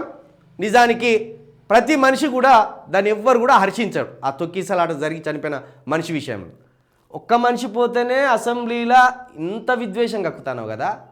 ఫుడ్ పాయిజన్ తోటి వారంలో కనీసం 5 రోజులు ఏదో ఒక మూలన, ఏదో ఒక గురుకుల పాఠశాలలో, ఏదో ఒక ప్రభుత్వ హై స్కూల్లో ఫుడ్ పాయిజన్ బారిన పడి పిల్లలు పిట్టలలాగా రాలిపోతారు. వ్యవసాయం చేయలేక రైతన్నలు పిట్టల్లాగా రాలిపోతున్నారు. ఒక హీరో కూడా పోలేదు, ఒక్కడికి మానవత్వం లేదు అంటున్నావు కదా. నువ్వు ఎన్నిసార్లు పోయినావు ఫుడ్ పాయిజన్ అయితే పిల్లల దగ్గరికి? చెప్పు. ఫుడ్ పాయిజన్ అయిన పిల్లల దగ్గరికి నువ్వు కానీ, నీ మంత్రులు కానీ, ఆఖరికి నీ ఎమ్మెల్యేలు కానీ ఎన్నిసార్లు పోయిండ్రు? చనిపోయిన రైతుల దగ్గరికి ఎన్నిసార్లు పోయిండ్రు? అంతెందుకు నీ కోడంగల్లో ఫార్మా కోసం భూములు ఇవ్వమంటే 3rd డిగ్రీ ప్రయోగించి జైల్లో వేసిండు కదా. ఎన్నిసార్లు పోయి నీ లగచెర్ల రైతులను బుజ్జగించి హక్కున చేర్చుకొని వచ్చినావు? వాళ్ళు బాధితులు కాదా? హైడ్రా కింద నలిగిన బతుకులను చూడడానికి, వాళ్ళ కన్నీళ్ళను చూడడానికి ఎన్నిసార్లు పోయినావు? ఇది ప్రమాదం, ఇది ఊహించని ప్రమాదం. మరి హైడ్రా ఏంటిది? హైడ్రా ఏంటిది? నువ్వు ఉపయోగించిన బుల్డోజర్ వల్ల జరిగిన ఒక విధ్వంసం. అది చిన్న సన్న బతుకులన్నీ నీ బుల్డోజర్ కింద నాశనమైన బతుకులు అవి. దాన్ని ఏమందాం మరి? నువ్వు చేసిన విధ్వంసం కదా అది, నీ అధికారం చేసిన విధ్వంసం కదా అది. ఒక ప్రాణం పోతేనే మానవతావాదిలాగా, ఒక యేసు ప్రభులాగా, ఒక గౌతమ బుద్ధుల్లాగా, ఒక అంబేద్కర్ లాగా నేనే మానవత్వం కలిగిన మనిషిని అన్నట్టు చెప్పుకునే ప్రయత్నం చేస్తున్నావే. ఇది మానవత్వం కాదు. ఇది సినిమా ఇండస్ట్రీకి మొత్తం వార్నింగు. ఒక సినిమా ఇండస్ట్రీకే కాదు, ఎవరైనా సీఎం రేవంత్ రెడ్డి అనే పేరు మర్చిపోతే ఇంకో మీకు ఇలాంటి శిక్షలు ఉంటాయని చెప్పకనే చెప్తున్నారు. నువ్వు బెనిఫిట్ షోకు పోతేనే బందోబస్తు ఏర్పాటు చేయలేక ఇద్దరు మనుషులు, ఒక మనిషి చనిపోయింది, ఇంకో మనిషి చావు బతుకులో ఉన్నారు, బందోబస్తు ఇవ్వలేకపోయాను. ఒకవేళ పిల్లాన్ని పరామర్శించడానికి పోతే ఏడ బందోబస్తు ఇస్తావు? నువ్వు నోరున్నది కానీ ఏది పడితే మాట్లాడతావు. నువ్వు అక్కడ థియేటర్ దగ్గరనే బందోబస్తు ఇవ్వలేకపోయినావు, హాస్పిటల్ కాడికి పోతే బందోబస్తు ఇస్తావు. మళ్ళీ దానికోసం పర్మిషన్ తీసుకొని పోవాలా పోవద్దా? ఊరికే పర్మిషన్ తీసుకోకుండా అన్ఎక్స్పెక్టెడ్గా వెళ్ళిపోయింది అనుకో, మళ్ళీ ఏమైనా ప్రమాదం జరిగితే ఏమంటావు? నువ్వు ఎవడిచ్చిండు అని పోయిండా, ఎవడు పోమన్నాడు హాస్పిటల్కు అంటావు. నువ్వు ఒక్క హీరో పోలే హాస్పిటల్కి అంటారు. ఆ హీరోలు ఎందుకు పోతారు అసలు నాకు అర్థమైతే లేదు. మీరు హీరోలను ఎందుకు విలన్లలాగా చూపించాలనుకుంటున్నారు? హాస్పిటల్లో పడ్డ బాబుని పరామర్శించవలసింది నువ్వు, హీరోలు కాదు. ముఖ్యమంత్రివి నువ్వెన్నిసార్లు పోయినావు బాబు దగ్గరికి? నీ మంత్రులు ఎన్నిసార్లు పోయిన్లు? నీ ఎమ్మెల్యేలు ఎన్నిసార్లు పోయిన్లు? ప్రజల చేత ఎన్నుకోబడ్డోళ్ళు హీరోలు కాదు, మీరు ప్రజల చేత ఎన్నుకోబడ్డారు. ప్రజల చేత ఎన్నుకోబడ్డ మీరు ఇట్లా చట్టసభల్లో విద్వేషపూరితమైన ప్రసంగాలు చేస్తూ సినిమా హీరోలు సినిమాలు తీసుకుంటూ బతుకుతారు. వాళ్ళు ఎంటర్టైన్ చేసేటోళ్ళే. మానవత్వం ప్రకారం జరిగిన ప్రమాదానికి వాళ్ళు ఏదో వాళ్ళ చేతనైందంతా చేస్తా అన్నారు. కానీ దీని బాధ్యత మీది. ముఖ్యమంత్రి ఎన్నిసార్లు పోయి చూసి వచ్చినావు? నువ్వు ఆ కుటుంబాన్ని పరామర్శించి వచ్చినావా? ఆ భార్య చచ్చిపోయిన మనిషిని పరామర్శించి వచ్చినావా? ముఖ్యమంత్రి నువ్వే కదా ఈ రాష్ట్రానికి. అల్లు అర్జున్ కాదు ఈ రాష్ట్రానికి ముఖ్యమంత్రి, మీరే. బందోబస్తు ఏర్పాటు చేయడంలో విఫలమైన నీ ప్రభుత్వమే బాధ్యత వహించాలి. నీ మంత్రి బోడు, నీ ఎమ్మెల్యే బోడు, నువ్వు పోవు, నీ అధికారులు పోరు, హీరోలు పోలే. ఒక హీరో బయటికి, ఇంకా జబర్దస్త్ ఆర్టిస్టులు బయటికి వెళ్తేనే 100 మంది వచ్చి ఫోటోలు దిగుతారు. ఒక స్టార్ హీరో హాస్పిటల్ పోతే ఎట్టుంటుందా అదంతా? అంటే నోరు ఉన్నది, నేను ఏదైనా అబద్ధాన్ని నిజం చేసి చెప్పగలను అనుకుంటున్నావా? మానుకో. నువ్వేం పెద్ద మానవత్వం కలిగిన మనిషివి కాదు. నువ్వు మానవత్వం కలిగిన మనిషివి అయితే హైడ్రా కింద అన్ని బతుకులు ఆగం చేయపోదువు, మూసి పేరుతోటి అక్కడ బతుకులు ఆగం చేయపోదువు, నీ సొంత నియోజకవర్గంలో లగిచేళ్ల ప్రజలను ఆగం చేయకపోదువు. నువ్వేం మొత్తం గౌతమ బుద్ధుడు యేసు ప్రభు లెక్క బిల్డప్ కొట్టకిగా.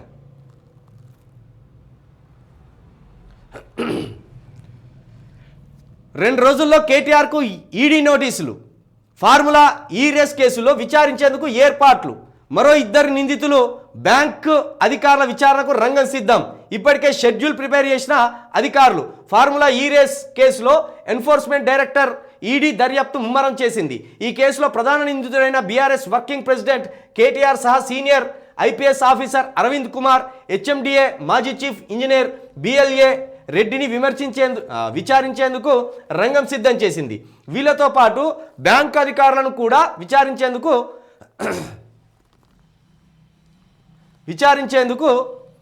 ఏర్పాట్లు చేసింది. వీళ్ళందరికీ 2 రోజుల్లో నోటీసులు జారీ చేసేందుకు సిద్ధమైంది. ఈ మేరకు శనివారం షెడ్యూల్ రూపొందించింది. దీని ప్రకారం కేసులోని నిందితులు సహా బాధ్యులైన అధికారులకు సోమవారం నుంచి వరుసగా నోటీసులు అందించనున్నట్లు తెలిసింది. ఆల్మోస్ట్ కేటీఆర్కి జైలు తప్పేలా కనబడడం లేదు. నిన్న సాయంత్రం కేటీఆర్ గారు ఎమ్మెల్యేలకు ఎమ్మెల్సీలకు కొంత పార్టీలోని ముఖ్య నేతలకు కూడా ఒక విందు ఇచ్చినట్టు తెలుస్తున్నది. ఒక విందు ఏర్పాటు చేసి భోజనం ఏర్పాటు చేసి ఆ భోజనంలో కాసేపు వాళ్ళతో గడిపి ఒకవేళ కేటీఆర్ని జైల్లో వేస్తే పార్టీని ఎట్లా ముందుకు తీసుకుపోవాలి, పార్టీని ఎట్లా బతికించుకోవాలి, నాయకత్వాన్ని ఎట్లా బతికించుకోవాలి, మళ్ళీ అధికారంలోకి మనం ఎట్లా రావాలి. ఎందుకంటే కేటీఆర్ని ఎన్ని నెలలు జైలు వేస్తారో కేటీఆర్కి కూడా క్లారిటీ లేదు. ఎందుకంటే ఇదంతా ఒక కుట్రపూరితంగా సాగుతున్న వ్యవహారం. ఇప్పుడు పైకి ఈ రేస్ పేరుతోటి కేటీఆర్ని జైల్లో వేసిన ఆ వెంటనే ధరణి సమస్యను ముందుకు తీసుకొచ్చి ధరణి సమస్య పేరుతోటి విచారణ జరుపుతాం, మళ్ళీ ఆయన బయటకు వస్తే ఈ సాక్షులను తారుమారు చేసే అవకాశాలు ఉంటాయి కాబట్టి దీన్ని పొడిగించాలి అని ఇట్లా ఒక కేసు తర్వాత ఒక కేసు పొడిగించుకుంటూ ఎన్ని నెలలు జైల్లో పెడతారనేది వాళ్ళకు క్లారిటీ లేదు. ఆ పార్టీకి కానీ కేటీఆర్ గారికి కానీ క్లారిటీ లేదు. ఆ వెంటనే ఫోన్ ట్యాపింగ్ ఒకటి ఉన్నది. ఇంకోటి ఫోన్ ట్యాపింగ్ను చాలా పెద్ద భూతంలాగా చూపించే ప్రయత్నం చేస్తున్నారు కదా. ఫోన్ ట్యాపింగ్ కేసులో A1గా కేసీఆర్ను A2గా కేటీఆర్ని చేర్చే ప్రయత్నం కూడా ఆ కుట్ర కూడా జరుగుతున్నట్టు తెలుస్తుంది. ఆ వెంటనే కాళేశ్వరం మీద పడతారు. కాళేశ్వరం మీద పడి కాళేశ్వరంలో హరీష్ రావును A1గా పెడదాం అనుకుంటున్నారు. ఎందుకంటే భారీ నీటిపారుదల శాఖ మంత్రిగా హరీష్ రావు గారు చేశారు. ఆయనను పెట్టి మళ్ళీ కేసీఆర్ను మళ్ళీ A2గా A1గా చేర్చాలని ప్రయత్నాలు చేస్తున్నారు. దీంతో పాటు హైదరాబాద్లో ముఖ్యంగా హైదరాబాద్లో అనేక భూములను బినామీల పేరుతోటి కేటీఆర్ కావచ్చు కేసీఆర్ కావచ్చు చెరబట్టిండ్లు అనేది ఇంకోటి తీసుకురాబోతున్నారు. ఇట్లా టోటల్గా కేటీఆర్ హరీష్ రావు సంతోష్ రావు కవిత ఈ 5గురిని కనుక మనం ముప్పు తిప్పలు పెట్టి ఈ 4 సంవత్సరాల్లో వీళ్ళు ప్రజల్లో లేకుండా ఏదో ఒక కేసు పేరుతో వీళ్ళని జైల్లో వేస్తే మళ్ళీ 2028లో కూడా కాంగ్రెస్ ప్రభుత్వం అల్కగా సులువుగా అధికారాన్ని చేజిక్కించుకోవచ్చు అనే ఒక ఎత్తుగడతోటి ఒక దుర్మార్గమైన కుట్రతోటి రేవంత్ రెడ్డి గారు ఉన్నట్లు కనబడుతున్నది. ఇప్పుడు ఈ కేసులు తెగవు, ఈ ఆర్థిక నేరాలు తెగేది కాదు. జగన్ కేసులే తేలలేదు ఇంతవరకు. జగన్ అవినీతి చేసిండా అక్రమం చేసిండా ఇంతవరకు ఏ కోర్టు తేల్చలే. 10 సంవత్సరాలు అయిపోయింది. చంద్రబాబు నాయుడు కేసు కూడా సంవత్సరం అయిపోతుంది. 500 కోట్లు వాడుకున్నాడా లేదా, ఇంకా ఆయన పర్సనల్ అకౌంట్లో పడ్డాయి, అది తేల్చలే. ఇక కేటీఆర్ది ఎప్పుడు తేలాలి? ఇవి తేలేది కాదు. వీళ్ళని దోషులను నిరూపించే కోర్టులే లేవు మన దేశంలో. ఏ ఆర్థిక నేరగాని కూడా వీడు దొంగ, వీడు ఇగో అవినీతి చేసినని మన భారతదేశాన్ని ఇంతవరకు అవి నిరూపించిన దాఖలాలే లేవు. ఒక్క కేసును కూడా గాలి జనార్దన్ రెడ్డి అనేటోడు ఉన్నాడు. 1,00,000 కోట్లు దోపిడీ చేసిన అన్నాం కదా, హ్యాపీగా తిరుగుతాడు ఆయనే. కాబట్టి ఇప్పుడు ఏంటంటే ఇదంతా కేటీఆర్ చుట్టూ ఒక ఉచ్చేసి ఆ ఉచ్చు చుట్టూ ఒక్కో కేసును పేర్చుకుంటూ బెయిల్ రాకుండా ఇట్లా గడుపుకుంటూ వెళ్ళిపోవడం. ఇక నిన్న కేటీఆర్కి అర్థమైంది, అదుపులోకి తీసుకుంటారు, అరెస్ట్ చేస్తారు అని ముందే ఎమ్మెల్యేలతోటి ఎమ్మెల్సీలతోటి వాళ్ళకి సంబంధించిన పార్టీ ముఖ్యులతోటి కూడా ఒక చిన్నపాటి విందు కూడా ఏర్పాటు చేసుకున్నట్టు సమాచారం.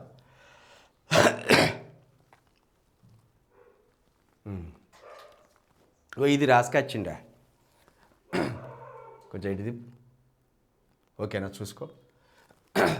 కొంచెం కరెంటు పోయి వచ్చినట్టు అనిపిస్తుంది. కొంచెం ఏమన్నా డల్గా ఉంటే కొంచెం ఓపిక పట్టండి.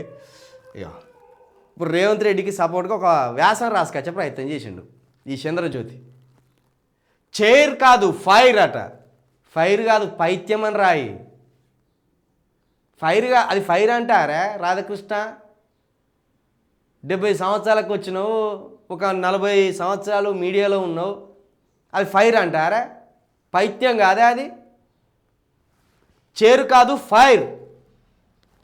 ఇంకేం రాసుకొచ్చాను చూద్దాం. సినిమా హీరో అల్లు అర్జున్ను అనూహ్యంగా అరెస్ట్ చేయడం, ఇప్పుడు మాజీ మంత్రి కేటీఆర్పై కేసు పెట్టించడం ద్వారా తాను ఏమిటో చెప్పకనే చెప్పారు ముఖ్యమంత్రి రేవంత్ రెడ్డి. సీఎం అంటే కేవలం కుర్చీ కాదు ఫైర్ అని రేవంత్ రెడ్డి రుజువు చేశారు. రుజువు చేయలే, ఆ ఫైర్ అంటారు. కేసీఆర్ సినిమా ఇండస్ట్రీలో డ్రగ్స్ తీసుకుంటారని ప్రతి ఒక్కరికి తెలుసు. కేసీఆర్ పైత్యానికి పోలే, తన అధికార దర్పంతో తనకున్న పవర్ తోటి ఇగో ఈ హీరో డ్రగ్ తీసుకున్నాడు, ఆ హీరో డ్రగ్ తీసుకున్నాడు, ఈ నిర్మిత డ్రగ్ తీసుకున్నాడు, ఆ డైరెక్టర్ డ్రగ్ తీసుకున్నాడు, ఆ హీరోయిన్ డ్రగ్ తీసుకున్నా అని ఒట్టిగా వెర్రితనంతో వాళ్ళని బయటేసి వాళ్ళ ఇమేజ్ని డ్యామేజ్ చేసి వాళ్ళ పరువు తీసి ఆగమాగం చేసి సినిమా ఇండస్ట్రీని అతలాకుతలం చేసి ఇక్కడ ఇక సినిమాలు వద్దురా నాయన అని పారిపోయేటట్టు చేయలే. బిడ్డ మీరు ఇంకొకసారి డ్రగ్స్ అనే ఆలోచన వస్తే ఇట్లుంటుంది, అన్నీ మూసుకొని కూర్చోరని ఒక వార్నింగ్ ఇచ్చి కూర్చోబెట్టాను. గది తెలివి కలప అని, అదొక మెచ్యూరిటీ. అంటే సీఎం అన్నట్టయినా ఒక 16 సంవత్సరాల పిల్లాడా 20 సంవత్సరాల పిల్లాడా ఫైర్ కావడానికి ఎంత గుమ్మరంగా ఉండాలి సీఎం అన్నట్టయినా. నెక్స్ట్ ఏ స్టెప్ ఎత్తుడో కూడా అందుకు రావద్దు, ఎలాంటి వ్యూహము చేస్తాడో కూడా అందుకు రావద్దు. రేవంత్ రెడ్డి గారిది వ్యూహం లెక్క ఉన్నదా, విద్వేషం లెక్క ఉన్నది. ఫైర్ అట, ఫైరు పైత్యం కాదు అది. అల్లు అర్జున్ అరెస్ట్ చేయడం చిత్ర పరిశ్రమలో కాదు సమాజంలోనూ పై వర్గాల్లోనూ ప్రకంపనలు సృష్టించింది. మహిళ మృతికి అల్లు అర్జున్ ప్రత్యక్ష కారణం కాకపోయినప్పటికీ, ఇక రాసిండు ప్రత్యక్ష కారణం కాకపోయినప్పటికీ, చిన్నగా పైన లోపల రాసిండు అన్నట్టు, ప్రత్యక్ష కారణం కాకపోయినప్పటికీ అంటే కుట్రపూరిత ఉద్దేశంతో వ్యవహరించినప్పటికీ కేసులో చిక్కుకున్నారు. దీంతో అల్లు అర్జున్ అరెస్టుకు మరేదన్నా కారణం ఉందా అని ప్రజలు ఆరా తీయడం మొదలుపెట్టారు. పుష్ప 2 ప్రీ రిలీజ్ ఈవెంట్లో అల్లు అర్జున్ మాట్లాడుతూ సీఎం రేవంత్ రెడ్డి పేరు మర్చిపోయారు. ఏడాదిగా సీఎంగా ఉన్న రేవంత్ పేరును అల్లు అర్జున్ మర్చిపోవడాన్ని నెట్టిజన్లు సైతం హర్షించలేదు. ఎందుకు హర్షించలేదా తెలియదు. ఇంకా ఆలియా భట్ ఉన్నది, దేశ ప్రధాని ఎవరు అంటే పేరు మర్చిపోయింది. ఇప్పుడు ఆలియా భట్టును తీసుకుపోయి జైలు వేసిండా నరేంద్ర మోడీ గారు? వాళ్ళు సినిమా స్టార్స్ అసలు రాజకీయం గురించి పట్టించుకోరా, వాళ్ళు లోకంలో బతుకుతారు. అందమైన స్క్రీన్లు, అందమైన లైట్లు, షూటింగ్లు, ఆ రొమాన్సు, ఆ ఫైటింగ్సు, ఇది వాళ్ళ లోకం. ఇది ఓ ఇంద్రధనస్సులాగా ఉంటుంది. మేము ప్రత్యేకమైన మనుషులమేమో అని ఒక భ్రమలో బతుకుతారు వాళ్ళు, లోకంతో సంబంధం లేకుండా. షూటింగు సక్కపోతే ఇల్లు, ఇంతే వాళ్ళకి రెండు. ఇక ఈ రాజకీయంలో ఏం జరుగుతుంది, ఆ రాజకీయ నాయకుడు ఎన్ని తిన్నాడని వాళ్ళకి తెలియదు. ఇక్కడ రాసిండు కదా స్పష్టంగా, పుష్ప 2 ప్రీ రిలీజ్ ఈవెంట్లో పేరు మర్చిపోయిండు.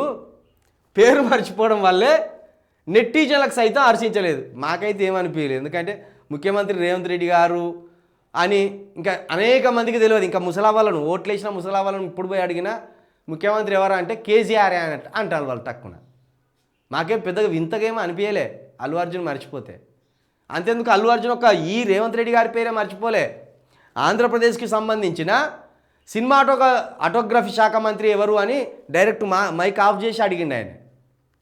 మరి అక్కడ చంద్రబాబు నాయుడు, పవన్ కళ్యాణ్ వాళ్ళు మంత్రివర్గం పేరు మర్చిపోతామని వాళ్ళు రెచ్చిపోలేగా. మెచ్యూరిటీ లేని కథ ఇదంతా. నా పేరు మర్చిపోతారా అని ఒక ఈగో, ఆ ఈగో సాటిస్ఫై చేసుకోవడానికి ఇది. తెలంగాణ సమాజం ఇప్పటిదాకా చూసిన రేవంత్ వేరు, ముఖ్యమంత్రిగా రేవంత్ వేరుగా ఉంటారని నేను గతంలోనే చెప్పాను. రేవంత్ బయటకు కనిపించినంత ఆషామాషిగా ఉండరు. ఆయన చాలా లోతైన మనిషి. అహంకారం అని బయటకు కనబడతలేదా ఆయన, నువ్వు లోతైన మనిషి అని చెప్తాను. కాంగ్రెస్ పార్టీ అంటేనే ఎవరికి వారే ఏమన్నా తీరే అన్నట్టు వ్యవహరిస్తుంటారు. ఇప్పుడు ఆ పరిస్థితి లేదు. రేవంత్ ముఖ్యమంత్రి అయినప్పటి నుంచి పార్టీ నాయకులు ఒకతాటిపై ఉంటున్నారు. ముఖ్యమంత్రిగా రేవంత్ తీసుకునే నిర్ణయాలను బాటంగా ఎవరు తప్పుపట్టడం లేదు. ఏది జగ్గారెడ్డి తప్పుపట్టింది కాదేమన్నా. రేవంత్ రెడ్డి అల్లు అర్జున్ని ఎందుకు అరెస్ట్ చేసినో నాకు తెలియదు, ఆ విషయాన్ని నేను అడగలేదు, నేను చెప్పలేను ప్రెస్ మీట్ ముందని జగ్గారెడ్డే తప్పుపట్టిండు. నువ్వు ఎంత జాకీలు పెట్టి లేపాలనుకున్నా రాధాకృష్ణ గారు, రేవంత్ రెడ్డి గారిని తెలంగాణ సమాజం ముఖ్యమంత్రిగా చూడడం లేదు. ఆయన మాటలు కూడా ముఖ్యమంత్రి స్థాయిలో లేవు, ఆయన ప్రవర్తన కూడా ముఖ్యమంత్రి స్థాయిలో లేదు. పేరు మర్చిపోయినందుకు సెటారికల్గా నవ్వుకునేటట్టు ఏనుండే. కానీ ఇంత విద్వేషానికి పోయి ఒక హీరోని రాత్రంతా జైల్లో పెట్టి పైశాచిక ఆనందం పొందాలనుకుంటే అది ఫైర్ అనిపించుకోరు, అది పైత్యమే అనిపించుకుంటారు. ఇక ఇదంతా చదువుతా అంటే నువ్వు రాసుకొచ్చిన జాకీలు పెట్టి లేపాలని చూసిన నీ లేపుడుకు ఇక అది భరించలేం. కానీ రాధాకృష్ణ, ఈ కొత్త పాలకు కాదు, ఇది భజన పాలకు అని పెట్టుకో. కొత్త పాలకు కాదు, భజన పాలకు అని పెట్టుకో. అక్కడ చంద్రబాబు నాయుడుకు భజన పాలకు, ఇక్కడ రేవంత్ రెడ్డి గారికి భజన పాలకు అని పెట్టుకో. ఇక చూడు పెట్టుడు కూడా ఎట్లా పెట్టిండు చూడు. మానవత్వం లేదా? హీరో ఇంటికి క్యూ కట్టిన సినీ ప్రముఖులు బాధిత కుటుంబాన్ని పరామర్శించలేదేం? నువ్వు పరామర్శించినావా ముందు బాధిత కుటుంబాన్ని?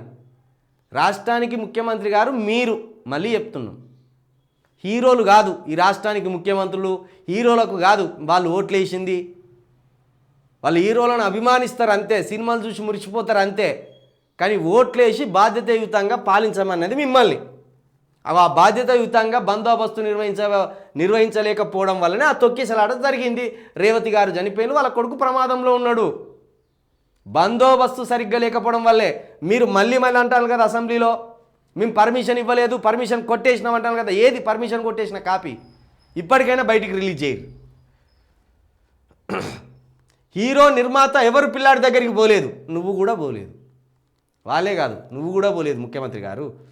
పోలీసులు రావద్దని చెప్పిన థియేటర్కు హీరో అభిమానులు తోసుకొచ్చారు, బాడీ గార్డ్స్ నెట్టారు. తొక్కిసలాటలో మహిళ మృతి చెంది కోమాలో బాలుడు. అయినా థియేటర్ నుంచి వెళ్లేందుకు హీరో సమేసేరా అరెస్ట్ చేస్తామని హెచ్చరించి డీసీపీ పంపించారు. ఇదంతా లంగం ముచ్చట్లు ఇవంతా లంగం ముచ్చట్లు. ఒక మనిషి చనిపోయిందని తెలిస్తే ఎవ్వడన్నా, ఎంత మూర్ఖుడు ఆయన, మంచిగా చచ్చిపోయింది ఇక్కడైనా టాటా బై బాయ్ చెప్పుకుంటుంటా అంటాడా? లంగ రాతలు ఇవి, లంగ ముచ్చట్లు ఇవి. మానవత్వం లేని ఇలాంటి వాళ్ళని అరెస్ట్ చేస్తే నీచమైన భాషతో ప్రభుత్వాన్ని బదనం చేసే ప్రయత్నం. ఎవ్వరు నీచమైన భాషతో మాట్లాడలేదు. కాకపోతే సెక్యూరిటీ కొంచెం గట్టిగా ఇస్తే బాగుండు. ఒక మహిళ ప్రాణం పోయింది, ఇంకొక బాలుడు ప్రమాదంలో ఉన్నాడని అన్నారు. ఎవ్వరు నీ మీద నీచమైన భాష ఉపయోగించలేదు. మీరే అల్లు అర్జున్ మీద నీచమైన భాష ఉపయోగిస్తున్నారు. అల్లు అర్జున్ కాలు పోయిందా, కన్ను పోయిందా, కిడ్నీలు ఫెయిల్ అయినాయా, వాళ్ళ ఇంట్లో ఎవడన్నా చచ్చిండా, ఆయనను ఎందుకు పరామర్శిస్తానంటే ఆయన సినీ రంగానికి సంబంధించిన ప్రముఖులు పోయి ఆయనను పరామర్శిస్తాను. దాంట్లో మీకేం వచ్చిన బాధ? ఒక సూపర్ స్టారు, ఒక ఇండియా సినిమా రంగాన్ని షేక్ చేస్తున్నవాడు ఒక రాత్రంతా జైల్లో ఉన్నాడంటే అది చిన్న ముచ్చట అది. ఈ సినిమా ఇండస్ట్రీ అంతా ఉలిక్కి పడదు. ఇదేంది ఇట్లా చేసిన ముఖ్యమంత్రి గారు అనుకొని భయపడదు. ఆ క్రమంలో పోయి ఆయనను పరామర్శించారు. దానికి నీకు వచ్చిన బాధ ఏంది, నీకు వచ్చిన నొప్పి ఏంటి? ఓటుకు నోటు కేసులో మీరు జైల్లో పడ్డారు. మీరు భారతదేశానికి ఏమైనా యుద్ధాన్ని పోరాడడానికి పోయి జైల్లో పడ్డరా? మరి ఆ తెల్లారి మీరు వచ్చేటప్పుడు ఘన స్వాగతాలతోటి మిమ్మల్ని ఆహ్వానించిండ్రు. ఏం పొడి చచ్చిందని అప్పుడు మీరు? ఇంకా అది దేశద్రోహం కాదు, అది రాజ్యాంగ విరుద్ధమైన చర్య కాదు మీరు చేసింది. ఇంకా ఏం చెప్తానంటే నన్ను చీకటి డెన్లో వేశారు అధ్యక్ష అంటాను. మరి నువ్వు చేసిన పనే రాజ్యాంగ విరుద్ధమైన చర్య. టోటలే ప్రజాస్వామ్యాన్ని ఆగం చేయాలని చూసిన చర్య అది. ఓ చిన్న కేసులు ఇరుక్కున్నాడు చెప్తున్నారు మీరు. ఏదో 10 రూపాయలు దొంగతనం చేసి రోడ్డు పంటి పోతా అంటే ఏమన్నా చూసి చూడక చెంప మీద కొట్టినట్టు ఆ కేసులు ఇరుక్కొని పోతే చీకటి డెన్లో వేసిన అన్నట్టు చెప్తున్నారు మీరు. ఓటుకు నోటు కేసు అంటే ఏంటిది? ప్రజాస్వామ్యాన్ని చంపే ప్రయత్నం కాదది. రాజ్యాంగాన్ని మొత్తమే అస్థిరపరిచే కుట్ర కాదది. అంటే ఎలక్షన్ల ద్వారా ఎన్నుకున్న వాళ్ళని డబ్బులు పెట్టి కొనాలి అనేది ఎంత పెద్ద కేసు అది. దానికి అల్లు అర్జున్ దానికి ఒకటేనా? ఇక్కడ నిన్ను బాగా అత్యంత ఇష్టపడే చంద్రజ్యోతి పేపరే రాసుకొచ్చింది కదా. అల్లు అర్జున్ దాని కుట్ర లేనప్పటికీ, అల్లు అర్జున్ ప్రత్యక్ష ప్రమేయం లేనప్పటికీ అని రాసుకొచ్చింది కదా. ఇంకా ఓటుకు నోటు కేసులో పోయిన మీరే ఏదో మొత్తం పాకిస్తాన్ తోటి యుద్ధం చేసి వచ్చిన వీరుడు లెక్క ఫ్లెక్సీలు కట్టి డీజేలు పెట్టి అవి పెట్టి ఇవి పెట్టి మొత్తం బంజారా హిల్స్ అంతా గత్తరలు అయిపోయింది కదా. మరి అంతకంటే నీచమా ఇప్పుడు అల్లు అర్జున్ చేసింది ఏమన్నా? పాపం ఆయన సినిమా రోజు ఆయన సినిమా రిలీజ్ అయింది చూద్దామని పోతే ఈ పిచ్చి జనం ఉంటారు కదా. ఇప్పుడు నీకు ఎట్లా నీకే ఫ్యాన్స్ ఉండే, మీరే అన్నారు కదా నాకు ఫ్యాన్స్ ఉన్నారని. మరి పొలిటికల్ స్టార్వి నీకే ఫ్యాన్స్ ఉంటే సినిమా స్టార్ ఆయనే. ఇంకా మీరైనా రోజు కనబడతారు, ఆయన రోజు కనబడరు కదా. ఆయనకి ఎన్ని కోట్ల అభిమానులు ఉన్నారు ఆయనకు. అటువంటి వెర్రి అభిమానులు వెనక ముందు చూడక ఉరికి తొక్కిసలాట జరిగి చనిపోయింది. ఏమన్నా అల్లు అర్జున్ బార్డర్లోకి పోయి వచ్చిండా, బార్డర్లో గెలిచి వచ్చిండా అంటాడు. మరి మీరు దేనికి పోయి వచ్చిందండి రేవంత్ రెడ్డి గారు? మీరు దేనికి పోయి వచ్చిందండి? దేనికి పోయి వచ్చిందని మీరు జైలుకి వెళ్ళి రిలీజ్ అయ్యేటప్పుడు అంతా హంగామా చేసిండ్రు, అంతా ఆర్భాటం చేసిండ్రు. అంటే నాలాంటి తప్పులు చేయర్రి, పోయేది ఏం లేదు, మహా అయితే ముఖ్యమంత్రి అవుతారు అని చెప్పడానికా అండి మీరు? ఇది మాట్లాడే ముందు ఏం మాట్లాడుతున్నాం అనేది మీకు కూడా ఉండాలి సోయి. నిజంగా ఇదైతే అల్లు అర్జున్ క్యారెక్టర్ని మొత్తం బదనం చేసే కుట్ర ఇది. అల్లు అర్జున్ తోటి 100% ఈ కాంగ్రెస్ సర్కార్ పొలిటికల్ గేమ్ ఆడుతుంది. ముఖ్యమంత్రి గారి స్థాయిలో అల్లు అర్జున్ గురించి మాట్లాడిందంటే ఇది చిన్న వ్యవహారం కాదు. టోటల్ సినిమా ఇండస్ట్రీని బదనం చేసే కుట్ర, సినిమా ఇండస్ట్రీ ఇమేజ్ని డ్యామేజ్ చేసే కుట్ర ఇది. మీరు ఏమన్నా ఉంటే రాజకీయ పరంగా ప్రతిపక్షాలతోటి అధికార పక్షంతో ఇంకో పార్టీతో లొల్లి పెట్టుకోవాలి, కానీ అన్ఎక్స్పెక్టెడ్ అయిన ఒక ప్రమాదాన్ని గిచ్చి గిచ్చి గిచ్చి గిచ్చి దాన్ని పొడిచి ఆగం చేయాలని చూస్తున్నారు. గింత విద్వేషమా? నాపై తప్పుడు ఆరోపణలు, వాస్తవాలతో నా వ్యక్తిత్వ హననానికి పాల్పడుతున్నారు. నేను అక్కడ ఎలాంటి రోడ్ షో ఊరేగింపు చేయలేదు. అభిమానులకు థ్యాంక్ యూ చెప్పేందుకు కారులోంటి చేతులూపా.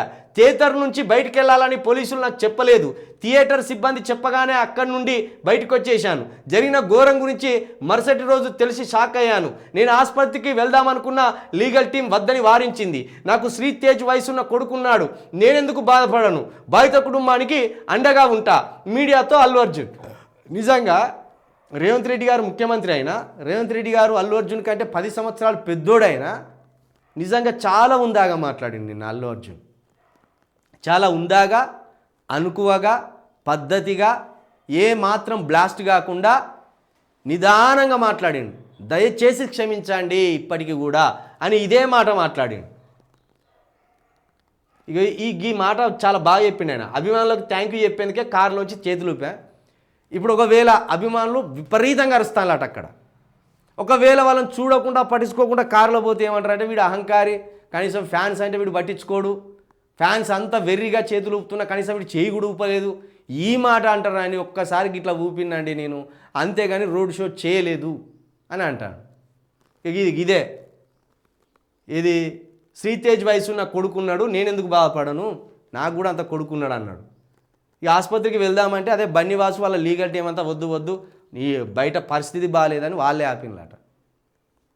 ఇట్లా గింతన నిజంగా ఇక అల్లు అర్జున్ ఉపయోగించుకుంటున్నారా మీరు? కొన్ని రోజులు హామీలను పక్కన పెట్టడానికి, సంక్షేమ పథకాలను పక్కన పెట్టడానికి ఇప్పుడు 10-15 రోజులు అల్లు అర్జున్తో టైంపాస్ చేస్తారా? అల్లు అర్జున్ని మీ పొలిటికల్ గేమ్ కోసం ఉపయోగించుకుంటున్నారా? ఇక ఈ రోజుతోటి అల్లు అర్జున్ చాప్టర్ క్లోజ్. ఇక అల్లు అర్జున్ ఇష్యూ చాప్టర్ కూడా క్లోజు. రేపో ఎల్లుండో కేటీఆర్ని నోటీసులు ఇచ్చి విచారణకు పిలిచి మెల్లగా జైలు వేసే కుట్ర ఉంటుంది. ఇప్పుడు ఆ కేటీఆర్ కుట్రతోటి ఇంకొక 15-20 రోజులు ఈ రాష్ట్రంలో 4,000 పింఛన్ గురించి కానీ, రైతు భరోసా గురించి కానీ, ఉద్యోగాల గురించి కానీ, వికలాంగుల పింఛన్ గురించి కానీ అడగకుండా ఇంకో నెల రోజులు గడపవచ్చు కేటీఆర్ అరెస్ట్ తోటి. ఎందుకంటే కేటీఆర్ని అరెస్ట్ చేయగానే బీఆర్ఎస్ వర్గాలు రోడ్డు మీదకి వస్తాయి, వాళ్ళు నిరసన చెల్పుతారు. నిరసన తెలిపేట వాళ్ళని మళ్ళీ కొంతమందిని అరెస్ట్ చేస్తారు, కొందరిని కొడతారు, ఈ తతంగం అంతా ఉంటుంది. కాబట్టి అదొక 15-20 రోజులు ఆ పూట గడపవచ్చు. అంటే ఇక అసలు అభివృద్ధి కానీ సంక్షేమం కానీ ఏం పట్టించుకోకుండా కాలం గడిపే ముచ్చట్లేవు. ఇట్లున్నది. నిన్న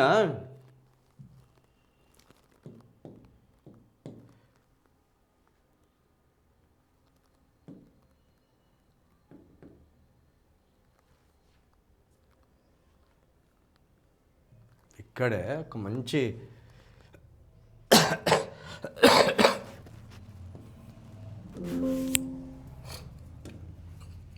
ఈ పాట అద్భుతమైన పాట రాసినట్టున్నాడు మళ్ళీ.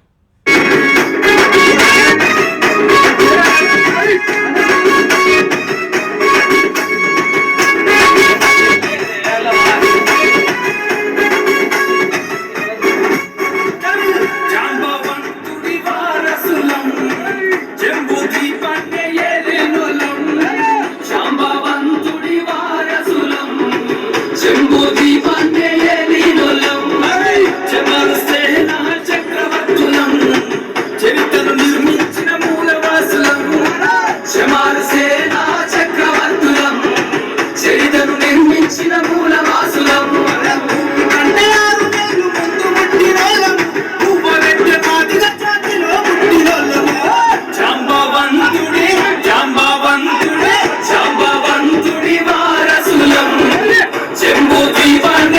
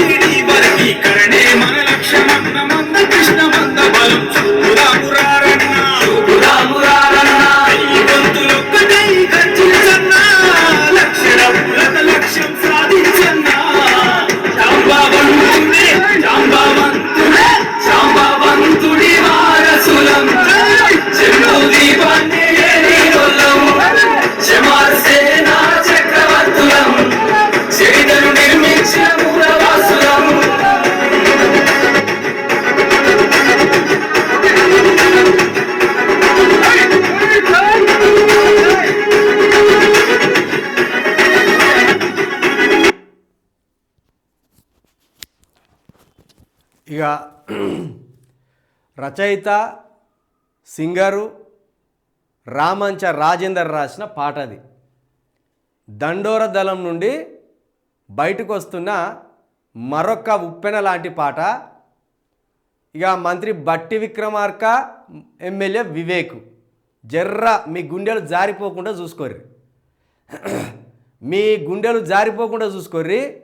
మీరు ఉసిగొలిపే మీ చెంచాల గుండెలు కూడా జారిపోకుండా చూసుకోర్రిగా. ఏబిసిడి వర్గీకరణను అడ్డుకోవాలని కొంతమంది మీ చెంచాలను ఉసిగొలుపుతూ అక్కడో గిల్లే ప్రయత్నం, ఇక్కడో గిల్లే ప్రయత్నం చేస్తున్నారు కదా. దండోరను గిచ్చే ప్రయత్నం చేస్తున్నారు కదా, ఎంఆర్పిఎస్ని గిచ్చే ప్రయత్నం చేస్తున్నారు కదా, మందకృష్ణ గారిని గిచ్చే ప్రయత్నం చేస్తున్నారు కదా. ఇక గిచ్చితే ఏమవుతుందో కనబడుతుందా?